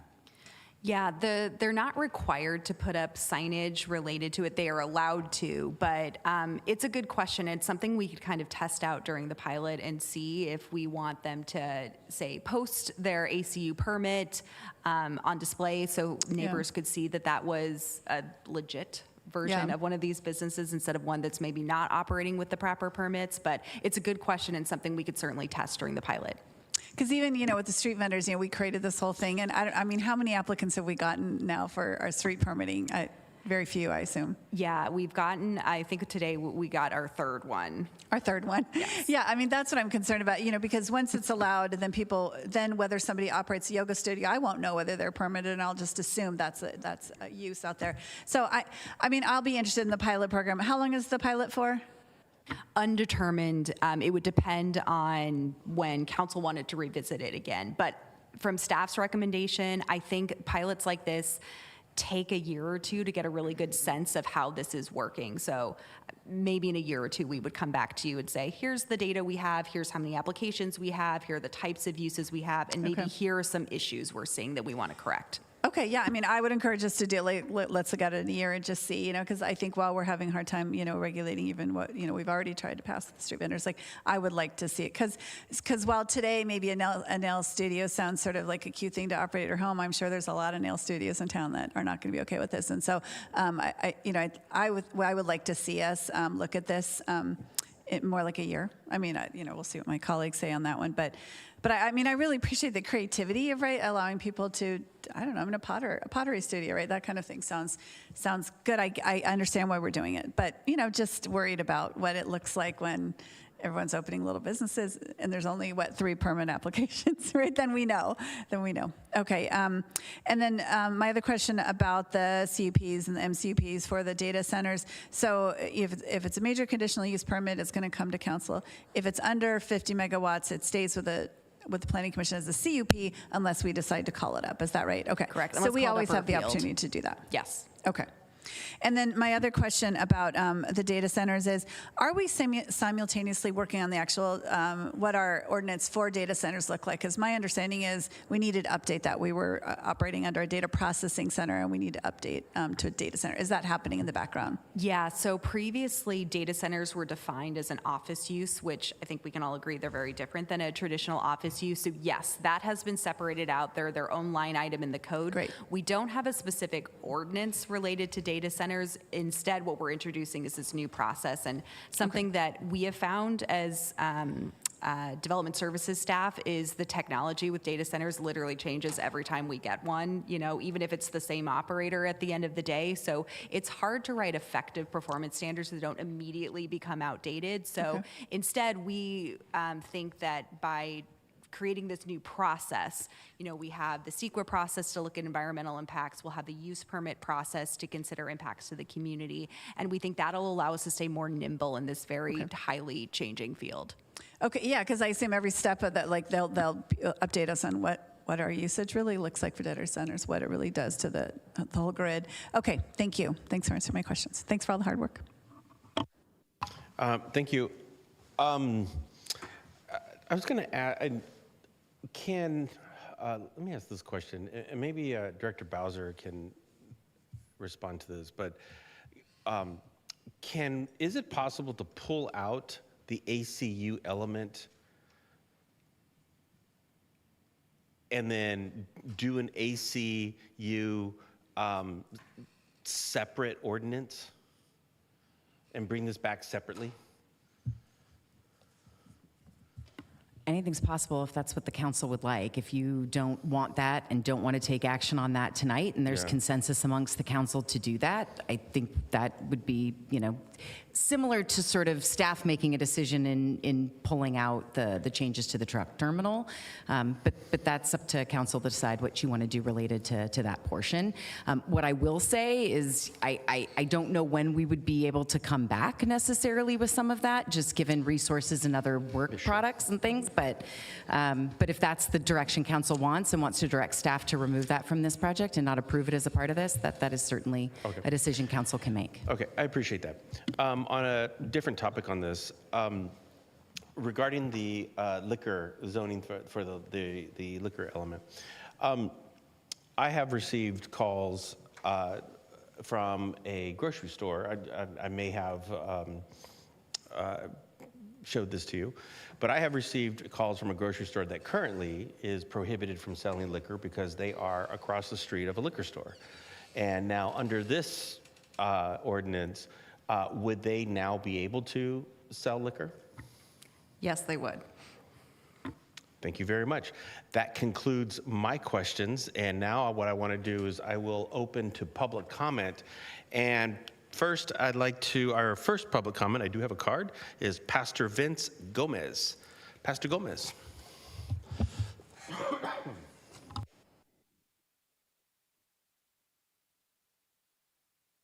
Yeah, turn around and then hit the button on the bottom, and red means go here. All right. How you doing, council members and mayor? Yeah, it's my comment as a pastor here in Hayward for several years, trying to find access to buildings here. And when you're a smaller church, I just, I want to be legal. I know there's a lot of places that are not doing it legal, but I want to do it legal. Just trying to find access for, under 1,900 square feet. So my comment is this, I would trying to get help to do that. So we want to be inside the community, and we believe that we do help the community with outreach programs and projects. So we were looking for some alleviation where we're not a big church, but we're smaller, but we want to be in the community. So we're just looking for help on this proposal. And that's all I have to say. Thank you very much. Thank you. Thank you. I don't have any more cards. Let me check online. I don't have any calls online, public comment online. So what I'll do is I will close public comment. And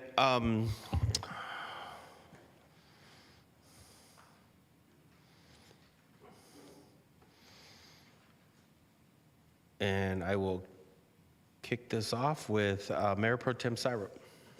Thank you, Mayor. Thank you again for this report.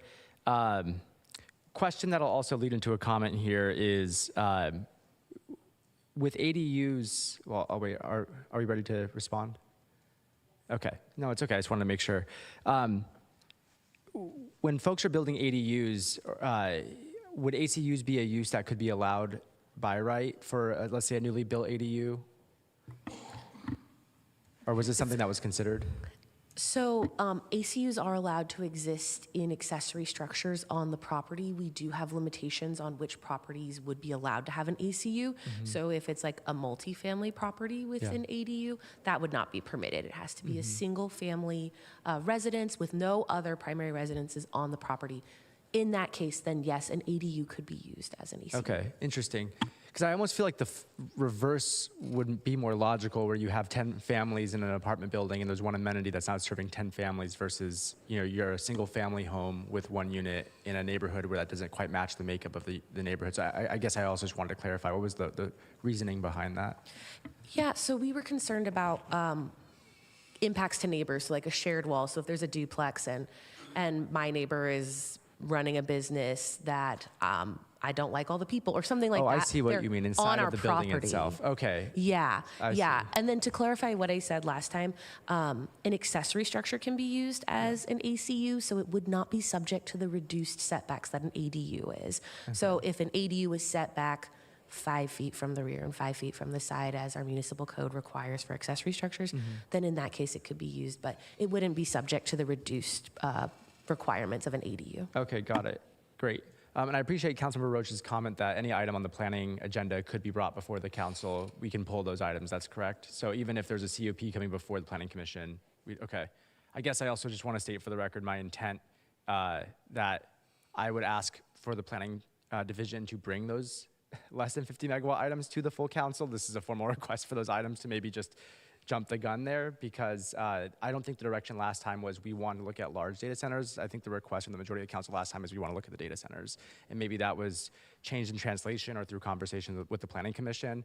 But that was, if I play the tape back, the comments that were made, and I want to honor that. Again, a 49 megawatt, which is below the threshold that qualifies for MCUP, is 1/5 of all the homes in Hayward in terms of energy usage. I still stand by elected representatives, not appointed representatives, making those decisions, because we deserve to be accountable for that level of resource usage by our community. And also, just from a negotiating standpoint, I think that, again, we could have asked for more last time, and I think we should ask for more next time. And I would like to have that conversation as a council. And of course, I want to be informed by the opinions of the Planning Commission, but I still think that decision should lie with the council.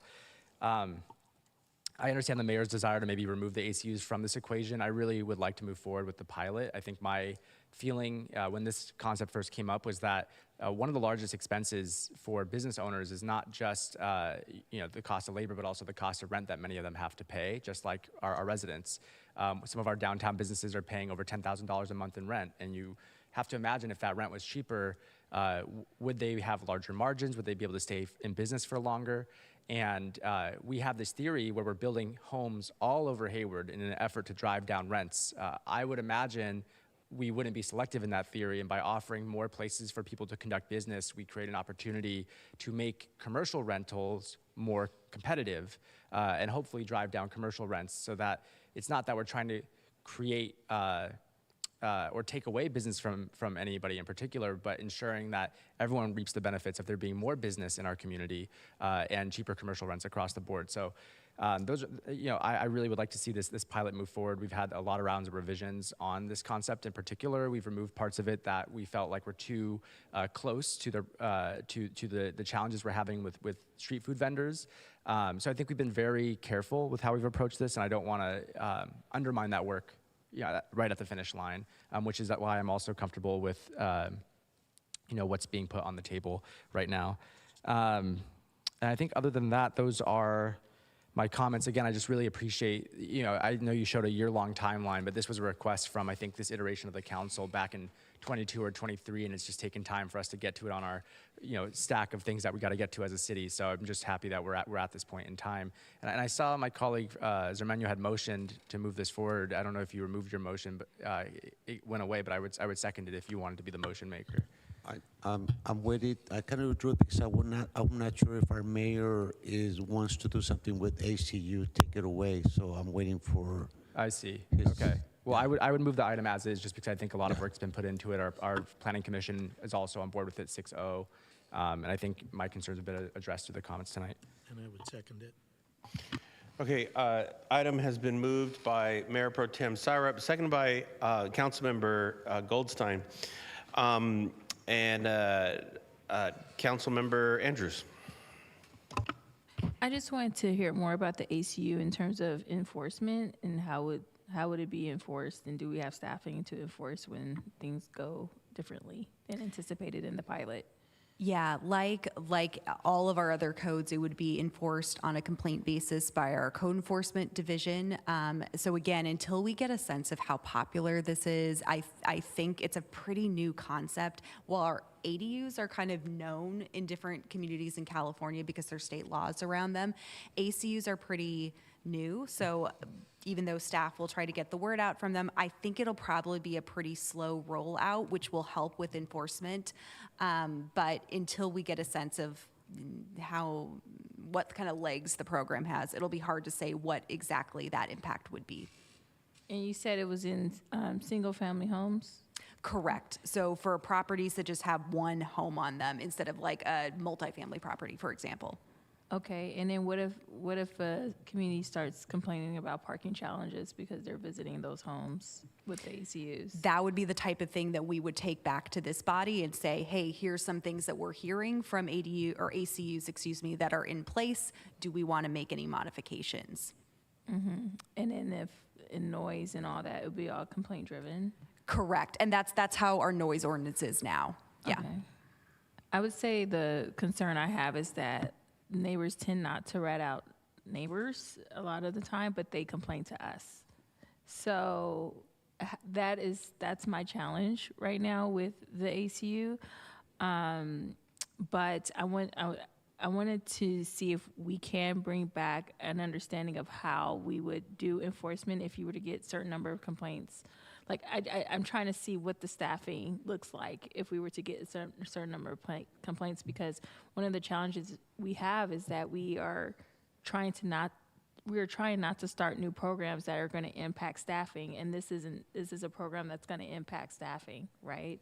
If we start getting more complaints, particularly in our public safety division, zone code enforcement, where you're already having staff impacts by the budget. So I'm not quite sure like how we would address that. Can I just jump in here? I think because this is so new, I mean, I've never heard of this before. This is a new concept. It's a great idea to try to economic development, but I just wonder, and it is a pilot program, so I wonder if the direction could be, we may not even get that many permits, and we don't know how much interest there will be. I think you're not going to get not a lot of permits at all. I think what the people are going to assume that people are going to have permits to do this type of activity. You're going to probably do some education and outreach. How much is that going to cost staff? How much is that going to cost the city for you to do the education and outreach when you've been doing that for street vending and we only have 3 over how many iterations of education on street vending? I guess I think we would need to try, and we could, after 3 months, if it ends up that no one's getting permits and we're just adding to the burden of code to have to enforce this, I think we would proactively, I mean, if it ended up being a huge burden on staff, we would come back to you quickly. I mean, similar to what we're doing with the massage permits, right? When there's an issue, we're coming to you, we might decide to do something different. But I just don't have a sense yet until we try what kind of impact it will have or what the consequences will be. But we're trying something new, so I think we'd have to wait and see what kind of impact it had. I'll also add quickly, one key difference between sidewalk vending and the vast majority of ACUs is that sidewalk vending, for the 2 vendors that we had that are selling food products, it's taken them 1.5 years and 2 years to get through the Alameda County Department of Health review. That is based on the workshops that the city has held on sidewalk vending. We likely would have had 50 plus different applications of folks that were interested, but they got held up in the mandated Alameda County Health review. So for a lot of ACUs, since they don't include that health component, that won't be a hurdle for them. And also, can I just clarify from staff that if they're associated with a property, so I assume the enforcement would be much easier than the enforcement now, where you have mobile vending, where we can't tie it to a particular property. So I think in this case, it would be much more similar to our other code enforcement. So I have another question. So if zoning code enforcement is driving down the street and they see something happening at a residential property, they can't do anything. It has to wait for a complaint for a resident?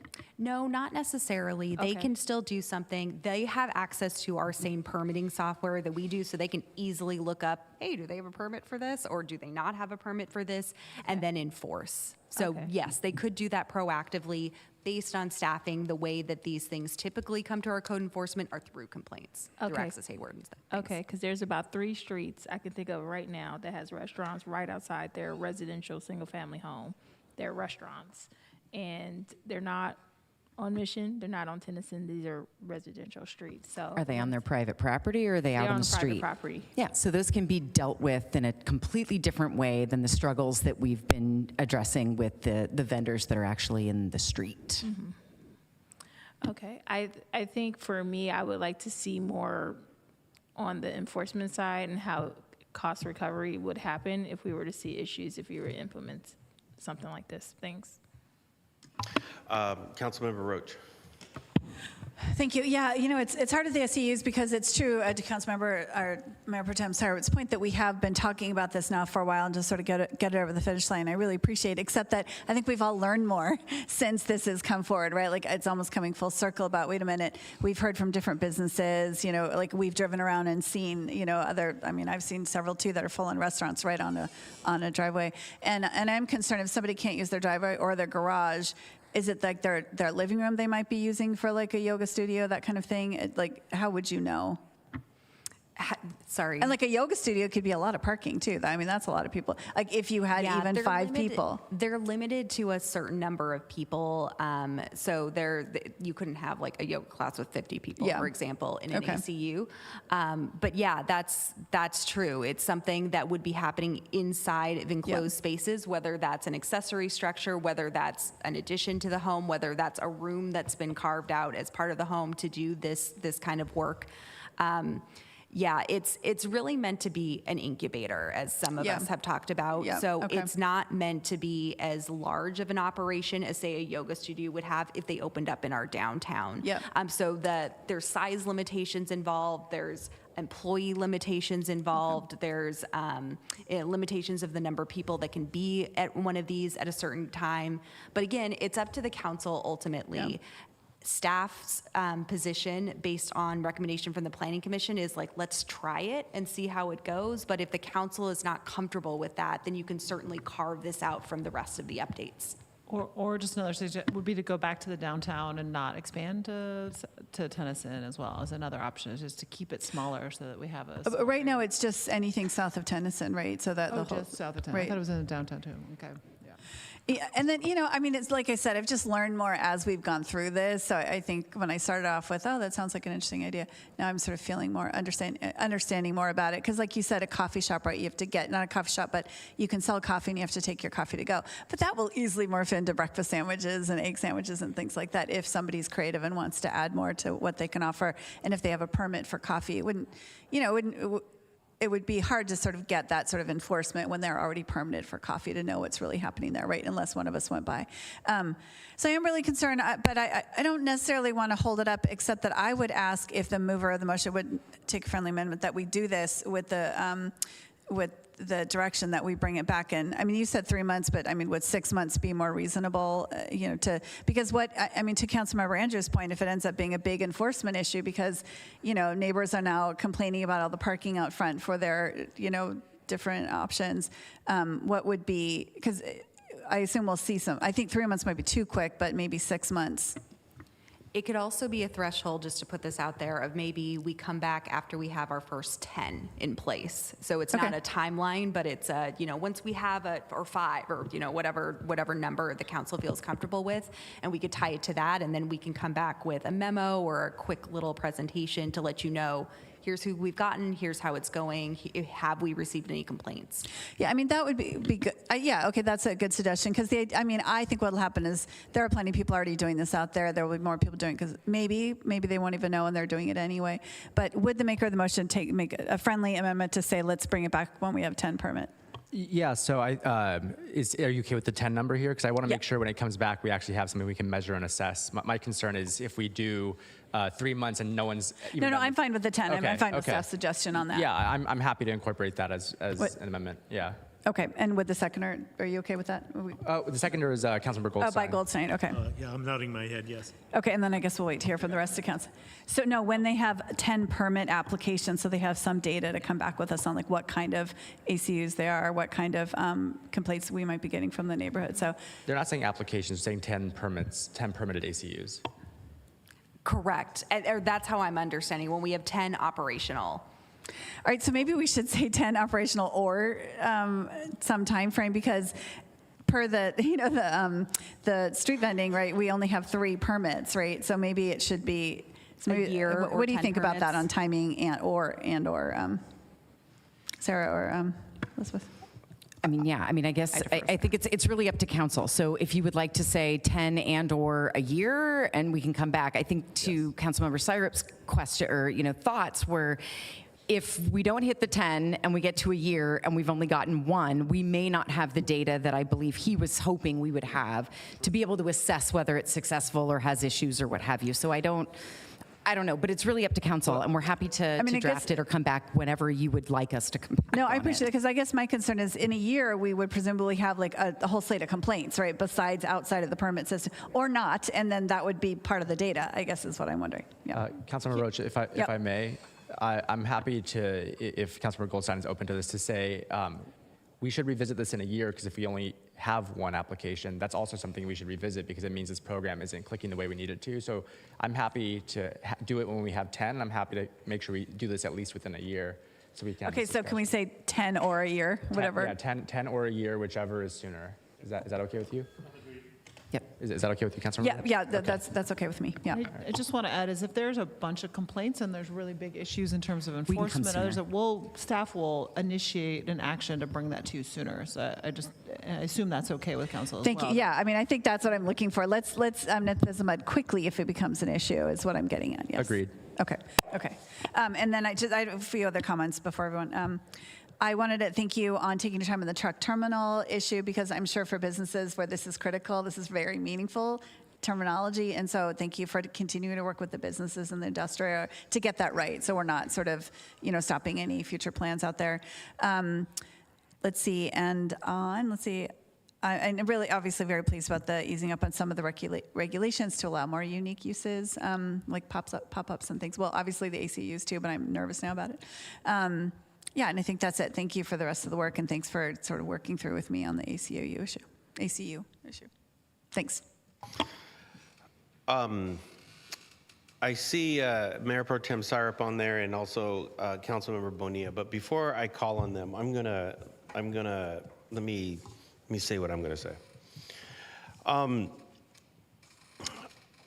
So, generally speaking, I support the plan, and this is good. As it is right now with the ACU, it's going to kill me, but I can't support this.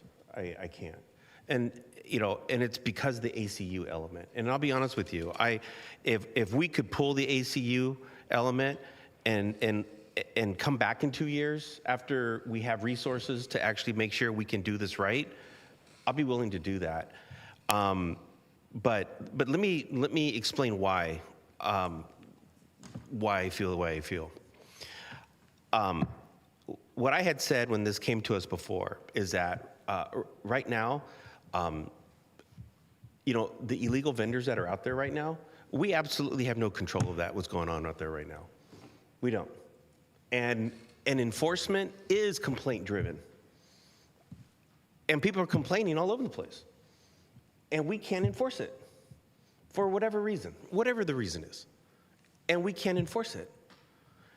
And now we're gonna put, single family home neighborhoods, or, single family homes in neighborhoods south of Tennyson.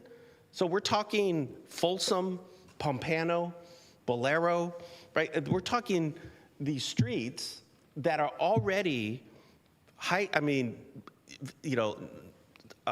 overly parked, crowded, and now we're gonna put a vendor in a garage selling whatever, coffee or whatever the merchandise, whatever the product is.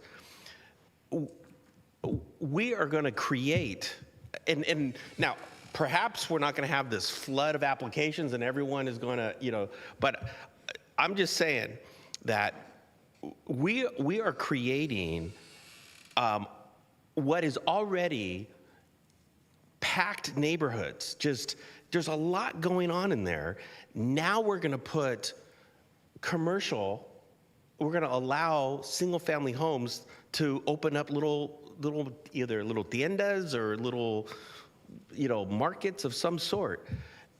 I just want to tell the council, we are creating a problem that we don't have right now. And that's the first problem. The second issue is now we're talking south of Tennyson. We're not talking the Hayward Hills. We're not talking, Fairway Park. We're not talking, you think people in Stonebray are gonna do this? They would be the first ones to reject this.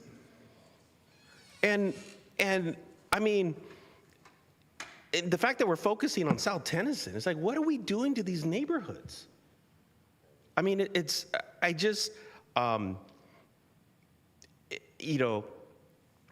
one of them is, what do we get calls in these neighborhoods? We get calls of speeding, we get calls of double parking, we get calls for, litter,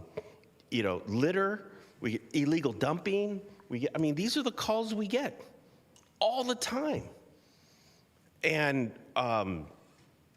in this neighborhood, in these neighborhoods, and I think Councilmember Andrews is right. Neighbors don't like to report other neighbors. So who do they call? They call us. If they do call us, lately they don't call us. You know what they do? They go to Facebook and they go to Instagram and they blast all of us on all these social media platforms about how the roads are messed up and how there's trash everywhere. And why are we picking on this neighborhood? How come we're not focusing on Eden Shores? Or how come we're not at,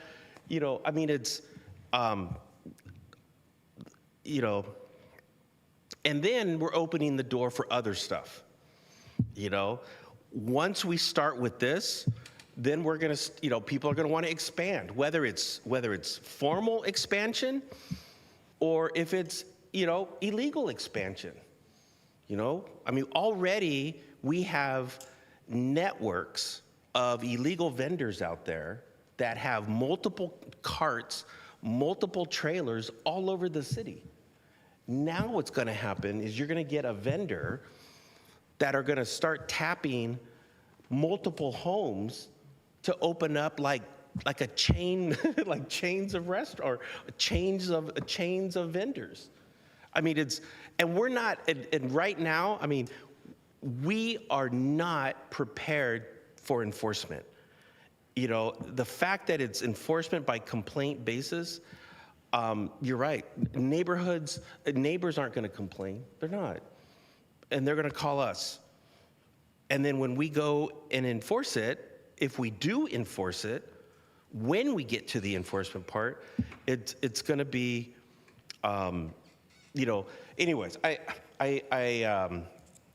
it's going to kill me not to vote for this because I support this, and but this, this item, this piece, I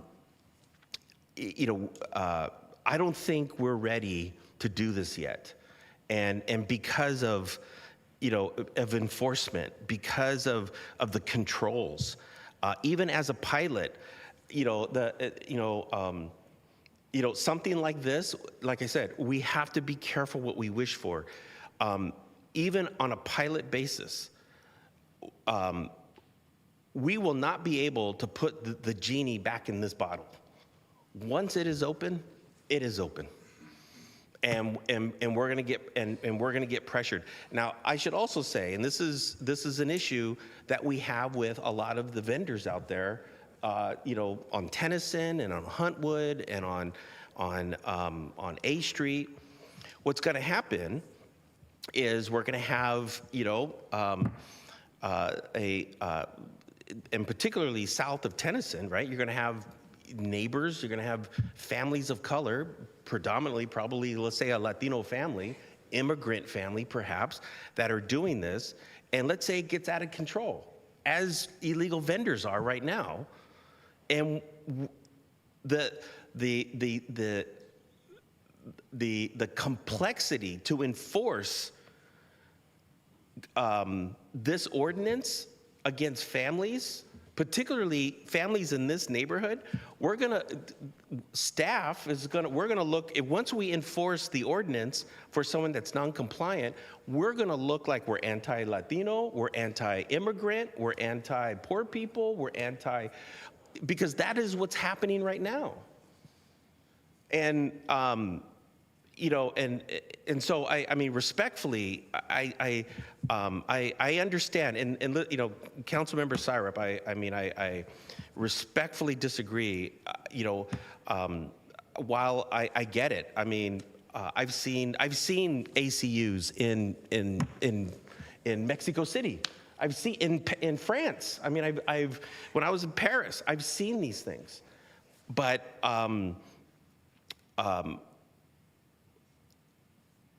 just don't think right now, this moment in time, that we are prepared to do this piece. And while I am in agreement with overwhelming, I mean, the fact that the grocery store over on Jackson, whew, amen. I mean, that, I'm glad, and I believe they're here tonight. Yeah, amen. Because that's what they've been asking for, right? That's what they've been asking for. And so, like I said, I don't know. I mean, the fact that we only have 3 1 permitted, 2 being decided right now, and not to belabor the point, but let me just say this. The fact that the number one issue of the vendors is the Alameda County's time it takes to approve it, that in of itself should tell us something, and because I'll be honest with you, all the vendors out there right now, I don't think they're all in line at the county right now.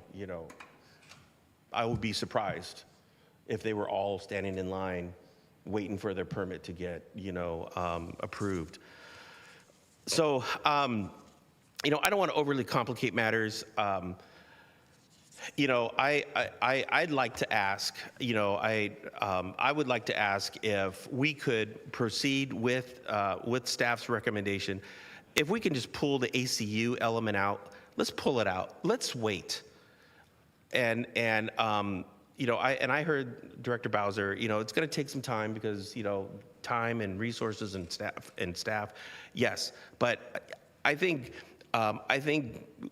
we need to make sure what we're doing right now is in order, because I'm telling you, if we are to use, an equity lens on this, I'm telling you, we're overwhelmingly negatively impacting these neighborhoods south of Tennyson.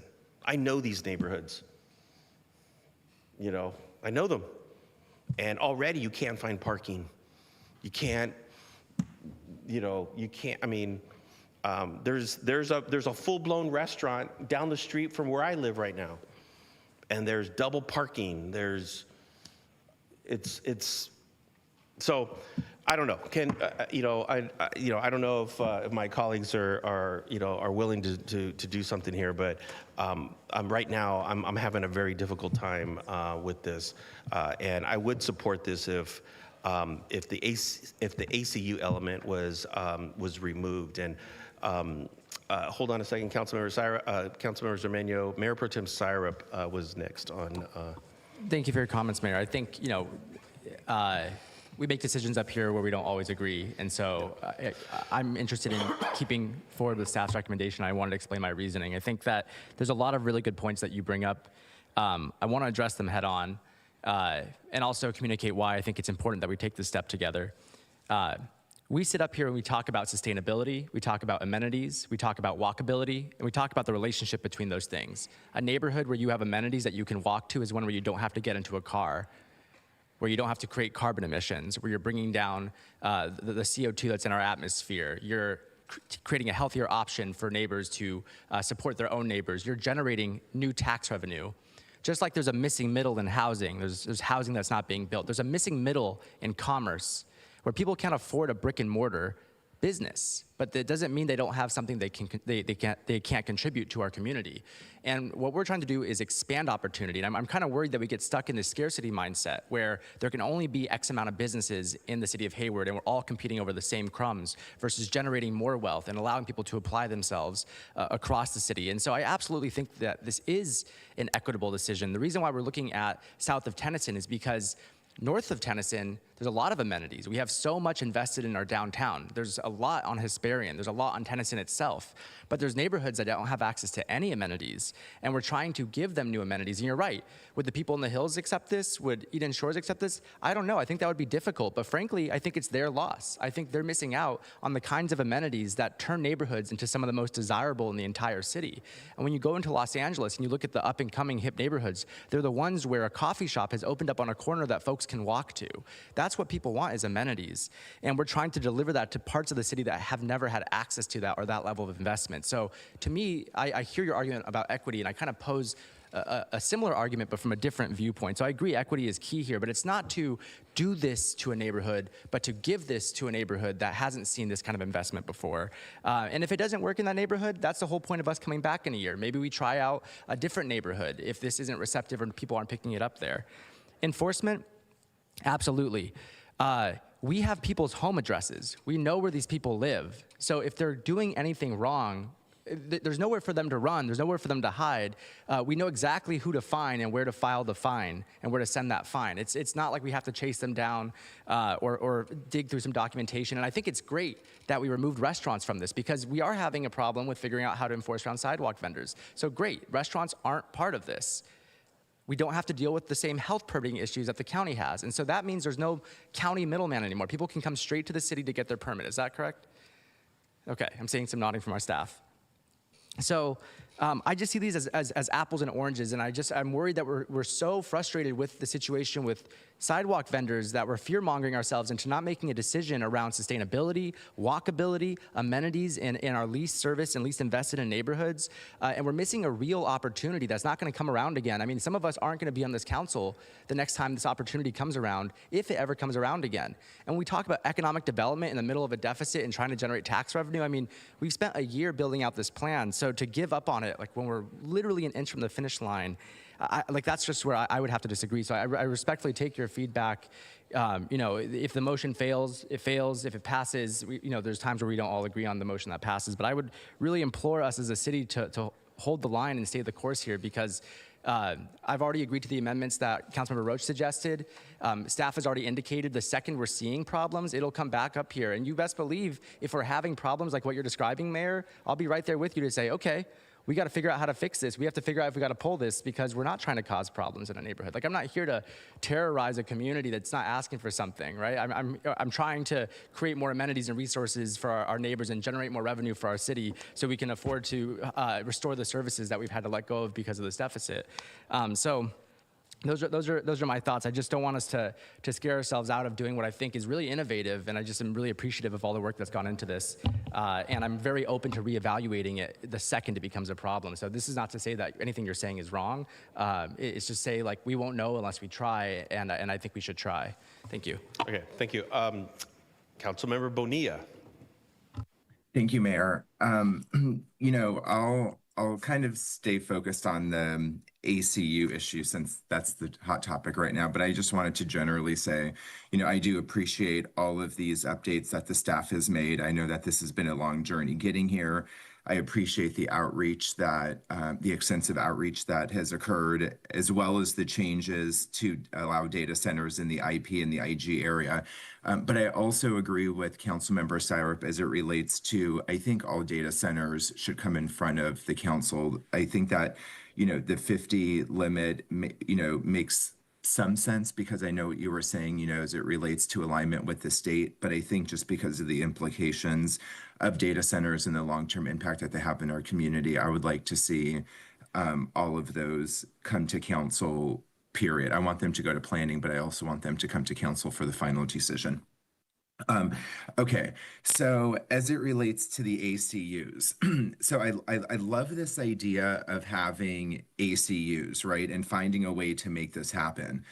But after listening to the mayor, I agree with a lot of what he said. I think that we have a hard time enforcing general codes in our city today. And adding new codes and new things that could be done when we don't have the enforcement capability for that, I think may not be the wisest decision right now. Even if we allow this and we start to see issues. I have the same concern that the mayor does, that once the genie is out of the bottle, we don't have the staff to go in and to enforce it. And I doubt we would use the police department for it. We know code enforcement is impacted and they have other priorities. So I'm not sure how this would fit into everything else that code enforcement is trying to deal with, or if it's something that we just won't enforce, which then I have bigger concerns about. So, but I do want to find a way to make this work. So I don't know why this wouldn't be able to come back in a year, Director Bowser. If we wanted to pull this tonight and say, let's kind of move forward with everything here, and then let's just reconsider this in a year when we have, maybe a better balanced budget and we have more visibility into how we might be able to staff additional code enforcement if that becomes an issue. Then the other question that I had is, did anybody go to the Tennyson community and ask them if they wanted to be a part of this pilot before we just signed them up?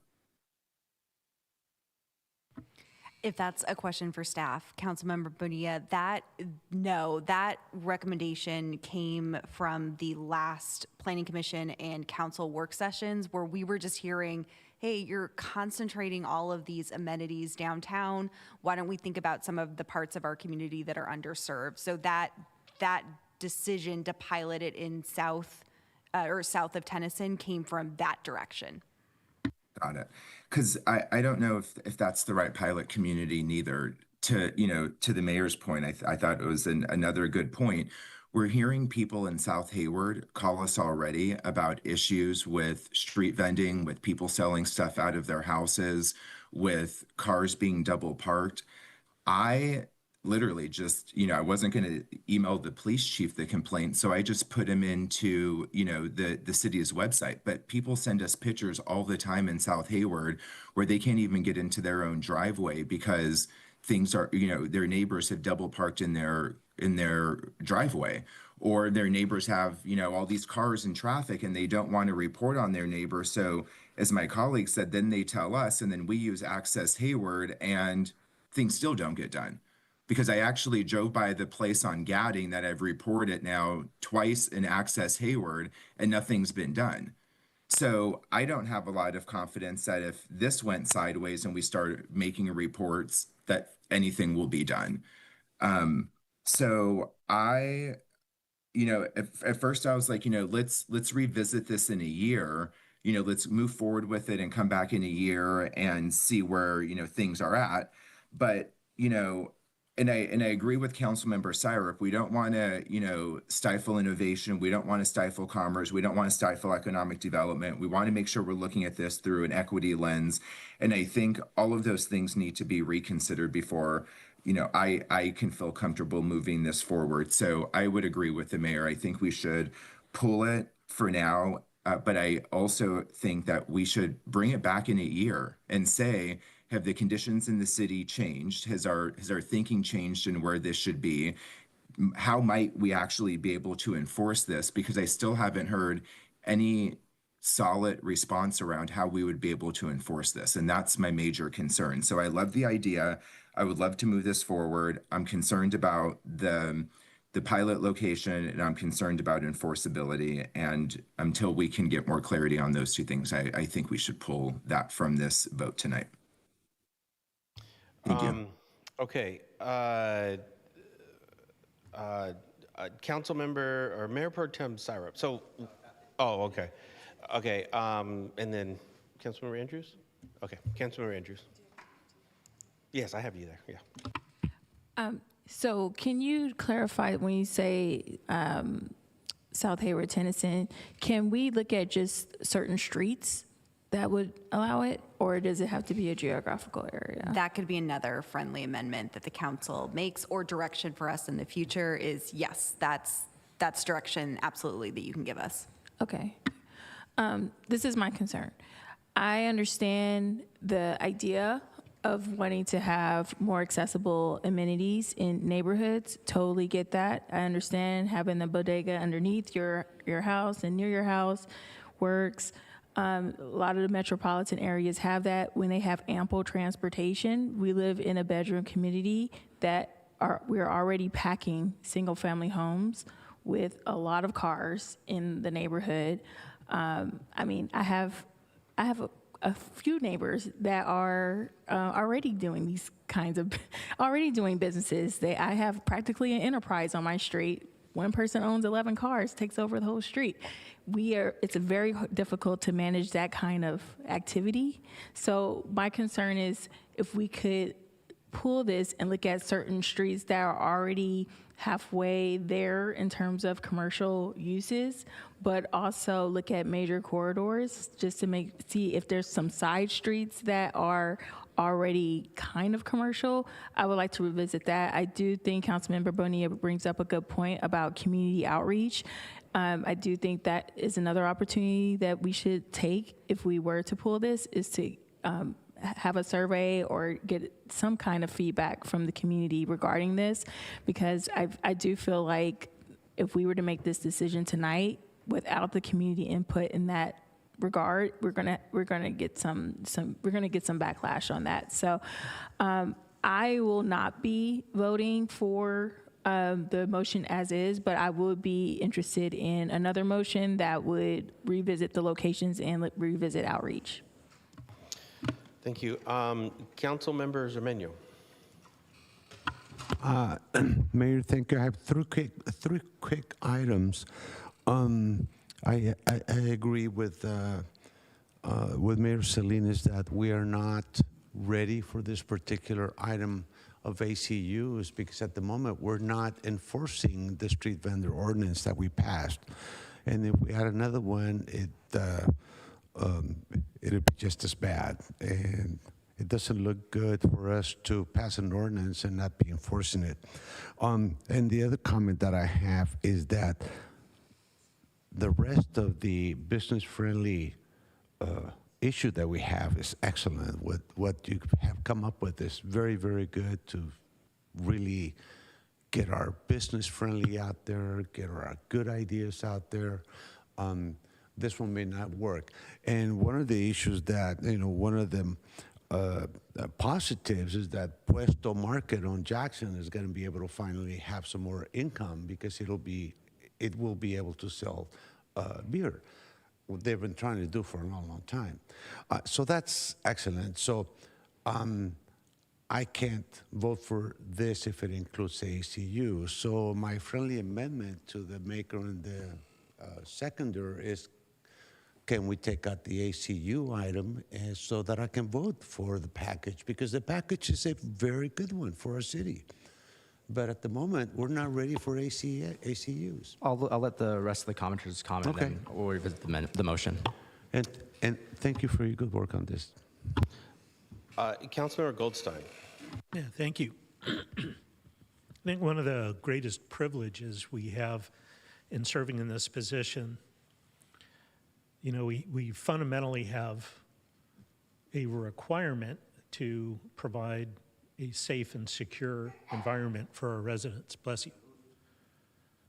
But one of the great privileges that we have also is to improve the lives of our entire community. And one of the simplest and easiest ways to do that is opening up economic opportunity. And we have said for years, all of us up here on this dais have said for years, we are business friendly. Well, what does that mean? Are you big box friendly? That's okay. But when I think about being business friendly, I'm thinking about having an impact on business opportunity, on economic opportunity for the folks that live, work, and play here.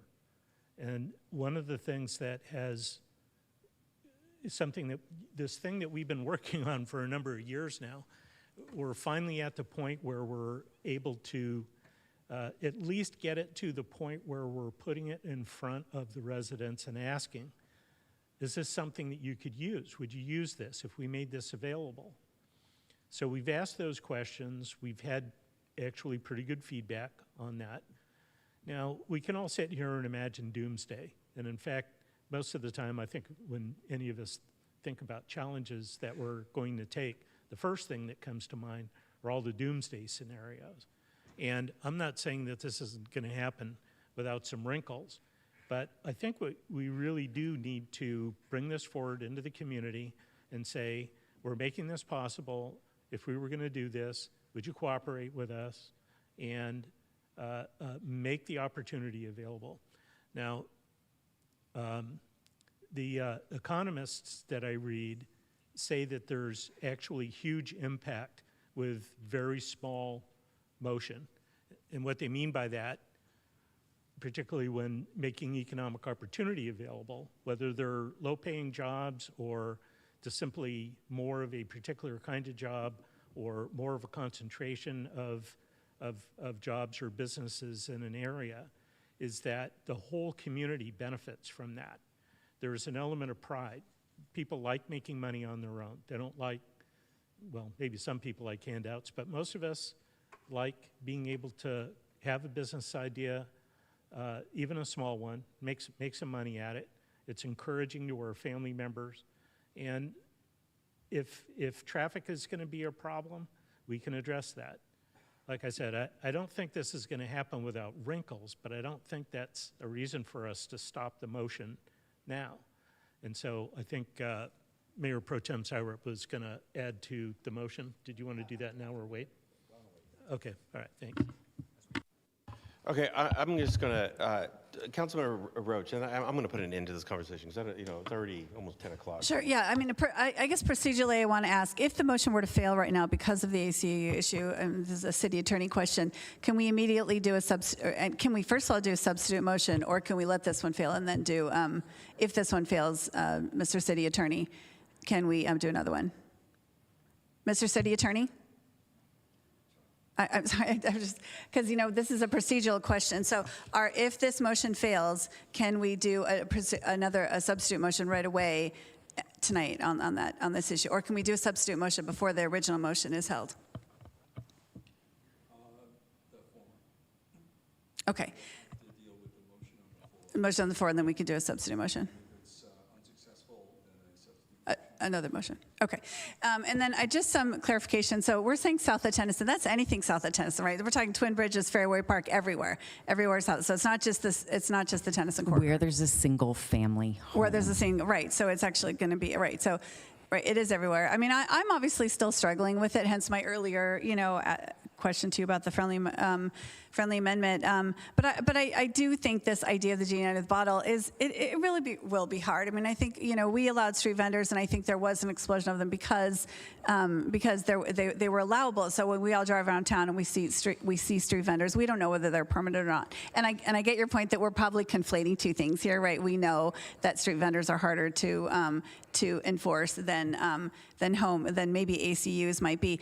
But I do see plenty of homes doing things out of their home. I mean, to Councilmember Andrews' point, like there are people running whole. I saw somebody running basically a commercial equipment business out of their home. I know that's not allowed anyway right now, but but people are doing this without the ability to do it. And I am concerned that once we allow it, then everybody can start doing it, whether they're permitted or not. And I don't know that Councilmember Goldstein's point is good, right? We don't want to be up here fear-mongering. And I think that's one thing I have to admit. I appreciate all of my colleagues because we are all really struggling with this and how do we serve the community the best? And I know that, and so I appreciate everyone's comments. I mean, it's all valid, right? We should be offering incubation for people to have businesses, but I'm not sure that incubation should be at grocery stores. So maybe I do have concerns about that. And why a coffee shop wouldn't have to go through the health permitting, I'm confused about that. Like coffee would be about sort of keeping milk at the right temperature. I mean, so why that would be allowed under this pilot, I am confused about that and how easily a coffee shop could become something that should be permitted by the health department. So to me, there are some unanswered questions that, again, I mean, I think to the points that were made, we've been talking about this for a while, but clearly we're all sort of, I am more concerned about it now than I was when we started. And I think that's because of what we've all learned more about it. And so I really appreciate the idea of the incubation. I just don't know, in our current austere times, we cannot add another enforcement to staff, I don't think. I mean, I appreciate the point that it's a home, we'll know where to get them, but it's so true that neighbors don't want to rat on neighbors. I have, in my neighborhood, there is a car business operating out of their home, car repair business, and the neighbors they don't want to complain because they're trying to keep good relations with their neighbors, and yet they're really struggling with it. It's really difficult for them, and so I am concerned about bringing something on. We don't have the wherewithal to properly be enforcing it, and we don't have a great track record on people coming to the city for permits for these kind of businesses. So I really appreciate the creativity, and despite my earlier questions to the maker of the motion on a friendly amendment, I remain struggling with it, and I really want to pass this business-friendly proposal tonight. I don't think I can support it with the ACUs, and I'm wondering if you would, if we even put a time stamp on it, would you say, look, I hear you, can we come back and give it 6 months so that some of these questions can be answered? And maybe it won't change, but maybe if we could all feel a little more comfortable about the territory, about where it's going to be, because I do find myself now struggling with more questions, and I don't think I can support it with the ACU. So wondering how you feel about removing it for 6 months or sometime certain, given that I understand what staff said about how hard that would be to bring back. Yeah, I'm open to that. I think 6 months is a reasonable amount of time. There's been enough concerns that have been surfaced here. Like, my interest is not in steamrolling my colleagues on the council around this policy. It's just about not shooting ourselves in the foot. And the reason I say that is because 2, maybe almost 3 years ago, we had an opportunity to remove this 50% split with food and alcohol for our businesses. And we're the only town in this entire East Bay that has that policy. And we had one public commenter, maybe 2, that yelled at us and scared us by 1 vote from getting rid of an archaic rule that could have unleashed economic development in our city. And so I think what I've had a hard time with tonight is that it has been a year that the ACU has been brought up, and we are at 99% of the finish line, and now all these concerns that we've had a year to actually surface are now coming up. And I have to ask myself, what changed? What changed between the last time this came forward, and then when it went to the planning committee, which are all public meetings that anybody from these neighborhoods could speak to now? I gotta ask myself what changed. I think that's what I'm having a hard time with. And so, in good faith, I'm open to amending it and saying, yes, let's move forward with the motion, absent the ACUs, but can we bring back the ACUs in 6 months? Because I think it's a very powerful economic development tool for us to be able to decide and vote on. That's how I would like to amend the motion. And my hope would be that your questions and your concerns are answered, because at the end of the day, I just want a coffee shop in my neighborhood. And the fact that we're having to arm wrestle over this for what's such a simple amenity in some of the cities that the mayor mentioned, Paris, Mexico City, these are international destinations for a reason, because they're beautifully planned. They provide amenities that are so nice that people travel across the world to experience them. And to say that it's somehow unequitable for us to offer our own residents who elect us to make their lives better the same experience, that's just, I think we can do better, and I know we want to do better. So anyways, I'm fine with, if staff is okay with, maybe in 6 months, let's bring back specifically the question on ACUs, and let's answer a lot of the concerns that you heard from my colleagues tonight, because I want us to all feel good about this moving forward. And my hope is to my colleagues that you engage with that conversation in good faith, because tonight, based on how quickly everyone changed their opinion from the last time, I have to wonder who called in between now and then. Really, what is the difference between where we were 3 months ago and now? And I'm hoping we can be in a better place in 6 months. So that's the motion I would make, and I don't know if the seconder wants to agree to that. I reluctantly agree. I'll leave it at that. Okay. Can I just really quick? Yeah. Because I said 6 months, but I am concerned, when do we do the budget update? When's our mid-year budget? It's usually in February, so 6 months from now, I guess once it becomes effective, would be around the end of the year, I guess. Correct. Yeah, so I'm just wondering, would you want to wait till we get past the, or do you care, make it 7? I'm just saying logistically, what does staff need? So that Well, was, 6 months from now is what? We're talking about October, right? If you do it from now, it's October. We could do it before. I think depends. The ordinance won't become effective for, I think we have a second 30 reading, days. right? Yeah. And I guess what's your concern But around timelines? I just want to understand why you're bringing this up. oh, my concern is just the austerity question, that if it became clear that PD's totally overwhelmed, code enforcement's totally overwhelmed, that there would be some reality check before I think then. that's part of what I'm hoping for in 6 months is, it sounds like, yeah, there's more thinking we have to do, right? We need to cost out what is enforcement going to look like? What would realistically the staff cost of that enforcement look like? And it sounds like there's not a lot of clarity in the council currently around that. So even if there's not a dollar amount that's budgeted for that at the moment, we should still know if we're going to implement this program. Maybe it's not immediately, 1 month after October into November, immediate. Maybe we say we implement it, in the next fiscal year or something like that, right? Like those are the conversations I think we can have at that meeting, but it sounds like you want more information, right? I mean, Sorry, I'm fine with, if that's the way you want to go with the 6 months, I'm fine I mean, with if you leave us a little wiggle room, just because we're planning another budget work session in November, but we'll around that same time. I just want to caution on enforcement, because we don't actually know if anyone is going to use this permit. It's going to be very difficult for us to estimate anything more, and we know exactly how much it costs to enforce, right? We know what the cost of a code enforcement officer is, but without knowing demand, we're not going to really, I don't know that we're going to be able to give you a lot clearer answers on enforcement. If you want us to explore other locations, or we could look a little at a more fine-grained, maybe a smaller location, or kind of these side kind of residential streets and bracket it a little more, we could look at that. But the enforcement costs, we have no idea, because we've never tried it. We're not sure. There could be 0 permits, right? Or we could, so I don't, we just don't, it's going to be really hard to estimate, right? Okay, I also Sorry, want to, if I can just add 2 things, because I do need some clarity on another item before you guys take a vote on this, but related to the ACUs, I just want to be really honest. My staffing situation is ever evolving and changing, and I have additional folks leaving. If you've not noticed, a key person working on this project is about to go out on maternity leave. I have other folks that are going to be retiring, and I don't know when I'm going to be able to replace staff. So to the city manager's point, if there could be some flexibility and when we're able to come back and the information that we can provide you, that would be really appreciated by staff. So let's say within a year, is that reasonable? Yes, I would say and to for sure. Councilmember Roach, is that okay with you? Okay. The second point of clarity that I wanted to get related to this is tied to the data centers. In your motion, Councilmember Syrup, you had mentioned this desire to have, irregardless of the energy use, that you would like them to informally all come to council. I think I heard similar feedback from Councilmember Bonilla. This project is all about providing transparency and clarity to developers and folks that are going through our process. And so if there is a council desire to have all data centers, regardless of size, then my recommendation is that in your motion, you include that that use would require a major conditional use permit, irregardless of size, for all data centers, so that that process is very clearly defined in our regulations for the developers and for staff, so that we're not making judgment calls and then informally bringing things to council, or council having to informally call things up. I think it would just be much clearer to just be, if that's the desire, that you just require that for all. Okay, I'm seeing nods from my colleagues. Are we okay with all data centers requiring MCUP as an amendment to this? Okay, so then the motion is what staff is recommending, except all data centers will require an MCUP, and we will revisit the question of ACUs separate from this within a year's time, depending on staff capacity. Does that sound correct? And do you second that?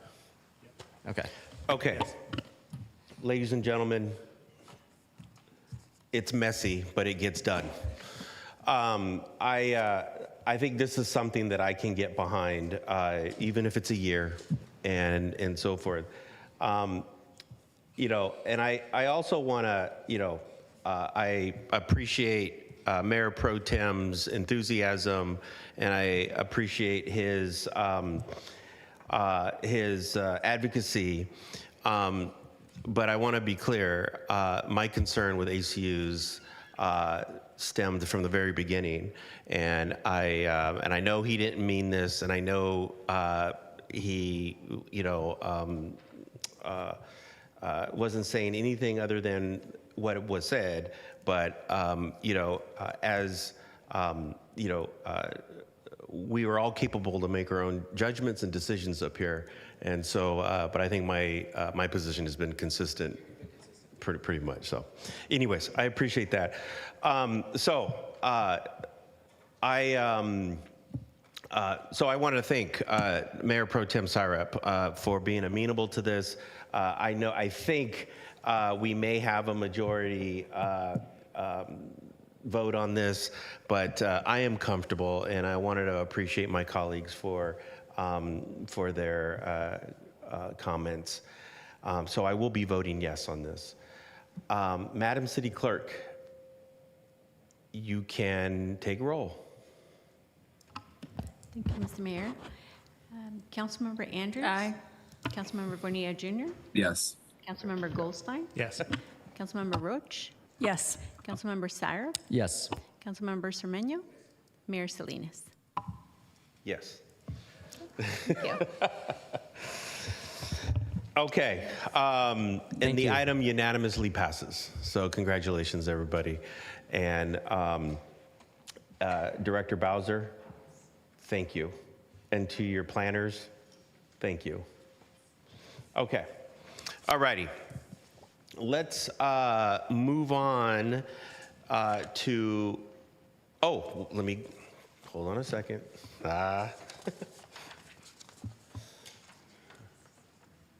Okay. Yeah. Okay. Let me pick up where I left here.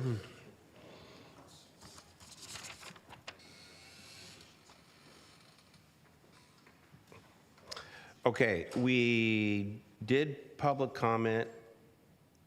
We did council questions. We did public comment. I closed public comment. We did tabulations. So now I move. Hold on a second. Okay. Okay, here we go. So I like to reopen item number, item number 18. And if approved, with no majority protest, hold on a second, I shouldn't have read that part. Thank you. As the assessment ballots submitted in opposition do not exceed those submitted in favor, a majority protest does not exist. The council may now proceed with consideration of the resolution establishing the Stratford Village Flood Control Facilities Improvement Assessment, approving the final engineer's report, and ordering the levy and collection of assessments for fiscal year 2027 and each fiscal year thereafter. May I have a motion? I'll move the item. Are you allowed to share the tabulation? Yeah, we're going to get there. Oh, okay. Yeah. Moved by Mayor Pro Tem Syrup. You need a second? A second by Councilmember Goldstein. And Madam City Clerk, if you can read us the tabulation and then take roll. Yes, thank you, Mr. Mayor. So pursuant to Prop 218, all assessment ballots received prior to the close of the public hearing have been tabulated. The results are as follows. Total ballots submitted, 41. Total number of ballots in favor, 22, with a percentage of 53.66. Total number of ballots in opposition, 19, a total percentage of 46.34. So based on the tabulation, the ballots submitted in opposition do not exceed ballots submitted in favor. Therefore, a majority protest doesn't exist. Okay. So, okay. So, in other words, it passed. I believe lawyers made that language up as I look at the city attorney.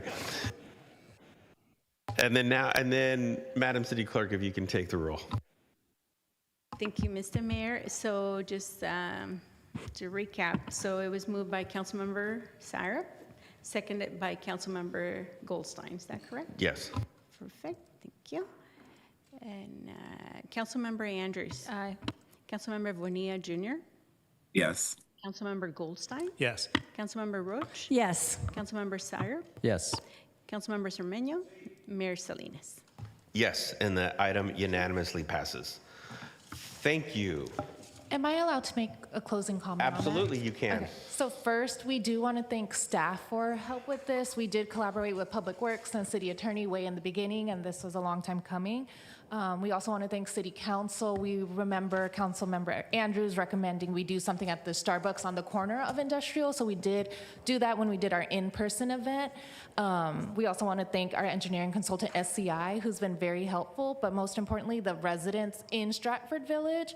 The passing of this assessment is a direct investment to their neighborhood to preserve, protect, and enhance life and property there. So then their voting shows that they value that and they do want to continue investing in the neighborhood. So we do want to thank them for their participation in this long process.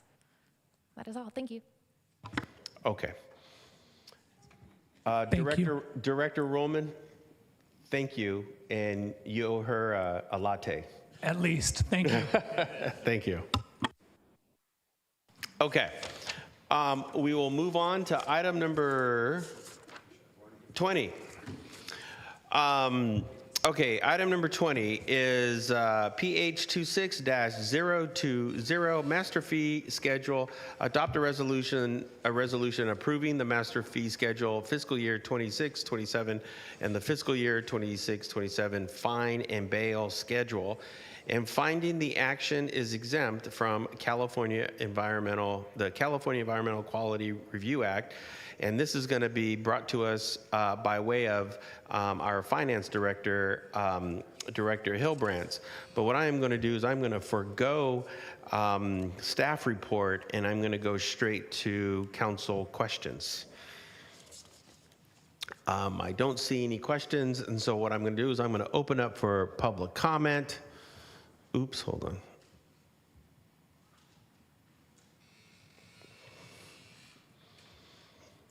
Seeing none, I'd like to close public comment and return to the dais, and I'll entertain a motion. I'll move it. Moved by Councilmember Second. Goldstein, seconded by Councilmember Roach. Madam City Clerk, you can please take roll.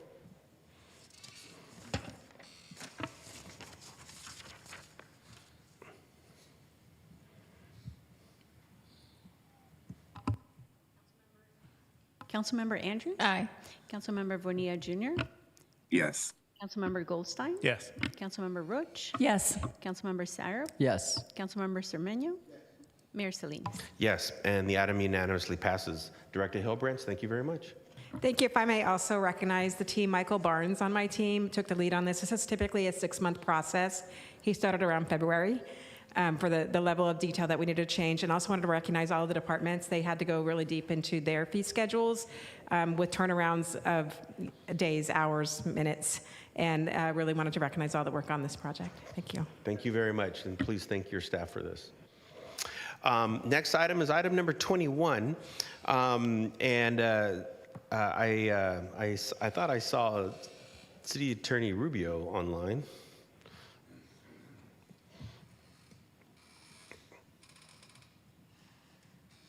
But anyways, this item is 21 LB 26-007. This is massage permits.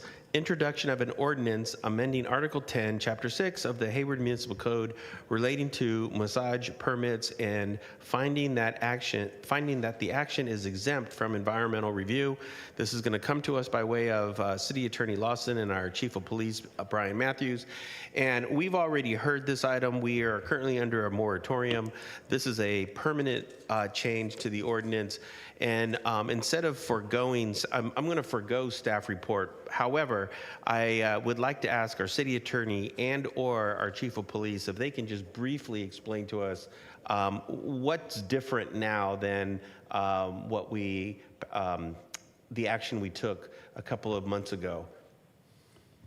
Mayor, passing this over to Senior Assistant City Attorney Mike Vigilia for comment. And also, if Mike wants to defer to the police chief, I will do so. Okay. Yeah, Mayor, are you asking about just sort of how things have gone during the moratorium? No, just in the action we're taking tonight, 3 points, what's different and what are we doing tonight? Sure. So the purpose of the moratorium was to allow staff to develop new changes to the regulations to sort of address the issues that we've been dealing with. So The key changes are there's a change to the definition of the owner-operator. It enlarges the folks who fall within that definition, so it increases the number of people who could be potentially responsible in terms of enforcement. There's an enlargement in the terms, in the types of operational conditions that would fall within what could be basis for revoking or suspending a license, which includes something we've added is the use of sexually suggestive advertising, which was not present before, and also a shortening of the time period for the permit down from 2 years to 1 year. So now there's going to be greater oversight since they'll be looked at on a more regular basis. Excellent.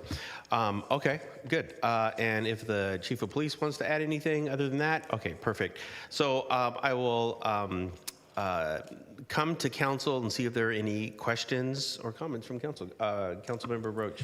Thank you. So every massage establishment has to come now for a CUP, is that right? Or just because it says in select zoning district, so. Right, so that was part of the business-friendly amendments that you just heard. Yeah. So yes. So they're prohibited everywhere else except the downtown, and then they have to come for a CUP. Correct. Now everything okay, so will require CUP. All allowable areas need to come for a CUP. Correct. Okay. And in addition to the massage permit. Great. That is okay. in this. Yes. Okay. Thank you. Thank you. I don't see any other questions. I will close questions from council, open up for public comment. I do not have any cards. I do not see anybody online, so I will close public comment and come back and entertain a motion. I'll move Happy to move I'm happy to second. Moved by Councilmember Andrews, seconded by Councilmember Bonilla, and Madam City Clerk, if you could please take roll.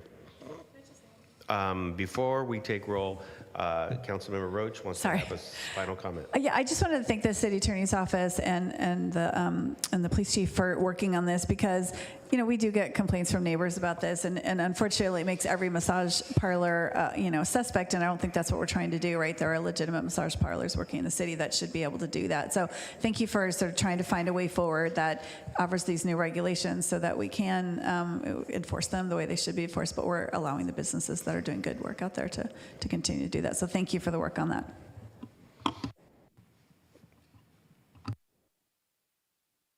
Councilmember Andrews? Aye. Councilmember Bonilla Jr.?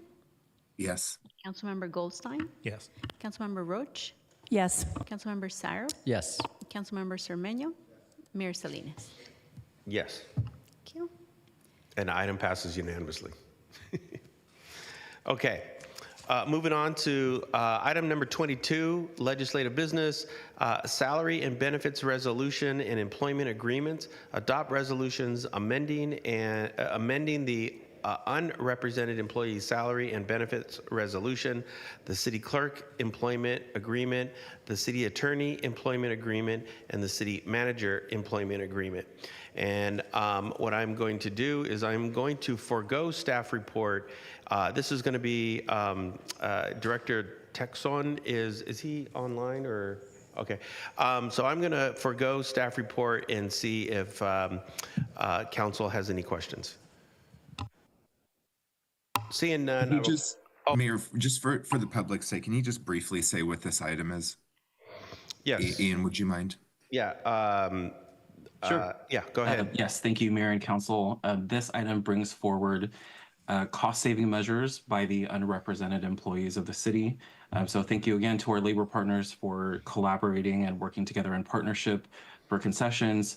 So this item brings forward similar concessions to defer the COLAs due at the beginning of the next fiscal year to the end of the fiscal year, similar adjustments to the city attorney and the city clerk contracts, and then continuing the foregone benefits for the city manager. And those all create cost-saving measures for next fiscal year. Yeah. And the foregoing of COLAs for the city council? Or no? Yes, thank you. Yeah, that will be brought forward with the salary plan. Oh, the next item. Okay. Yes. Okay. Okay. So seeing no more questions from council, I'd like to open up for public comment. I do not have any cards. I do not see anybody online, so I will close public comments and entertain a motion. I'll move. Moved by Councilmember Goldstein. Second. Seconded by Councilmember Bonilla. And Madam City Clerk, if you could I please. just had a quick And comment. Mayor, just wanted to, with that second, just, thank the city attorney, the city manager, in particular, and the city clerk, just for their leadership in this time. They're really setting a strong example for how it is we pulled together to get through these tough times, and just really appreciate what they're bringing forward today. So thank you, the three of you. Yes, Mayor Pro Tem Syra. Thank you, Mayor. I just wanted to extend that gratitude to our directors and other unrepresented employees. When we are talking about this being a team effort and when we are coming to our labor partners to help us close this deficit, we are making similar asks of ourselves and the management in the city too. So I'm just very grateful for the ways in which we're all rowing in the same direction to address this deficit. Thank you. Your sacrifices do not go unnoticed. Ditto. Absolutely. Okay, I think we can take, Madam City Clerk, please take roll. Thank you, Mr. Mayor. Councilmember Andrews? Thank you. And just want to say ditto to the comments that were made earlier. Aye. Thank you. Councilmember Bonilla Jr.? Yes, and thank you. Okay, Councilmember Goldstein? Yes, thank you. Councilmember Roach? Yes, and thank you. Okay, Councilmember Syrup? Yes. Councilmember Cermeño? Sí, y gracias. Mayor Salinas? Yes, and thank you. And the item unanimously passes. Thank you.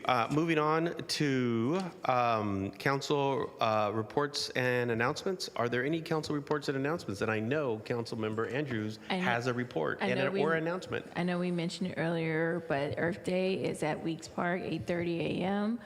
Please come by, celebrate Earth, help clean Earth. Thanks. Because we are pro-Earth. Seeing no more reports and or announcements, I'll move on. There are no council referrals.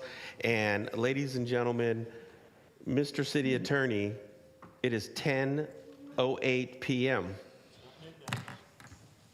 Meeting adjourned. Thank you.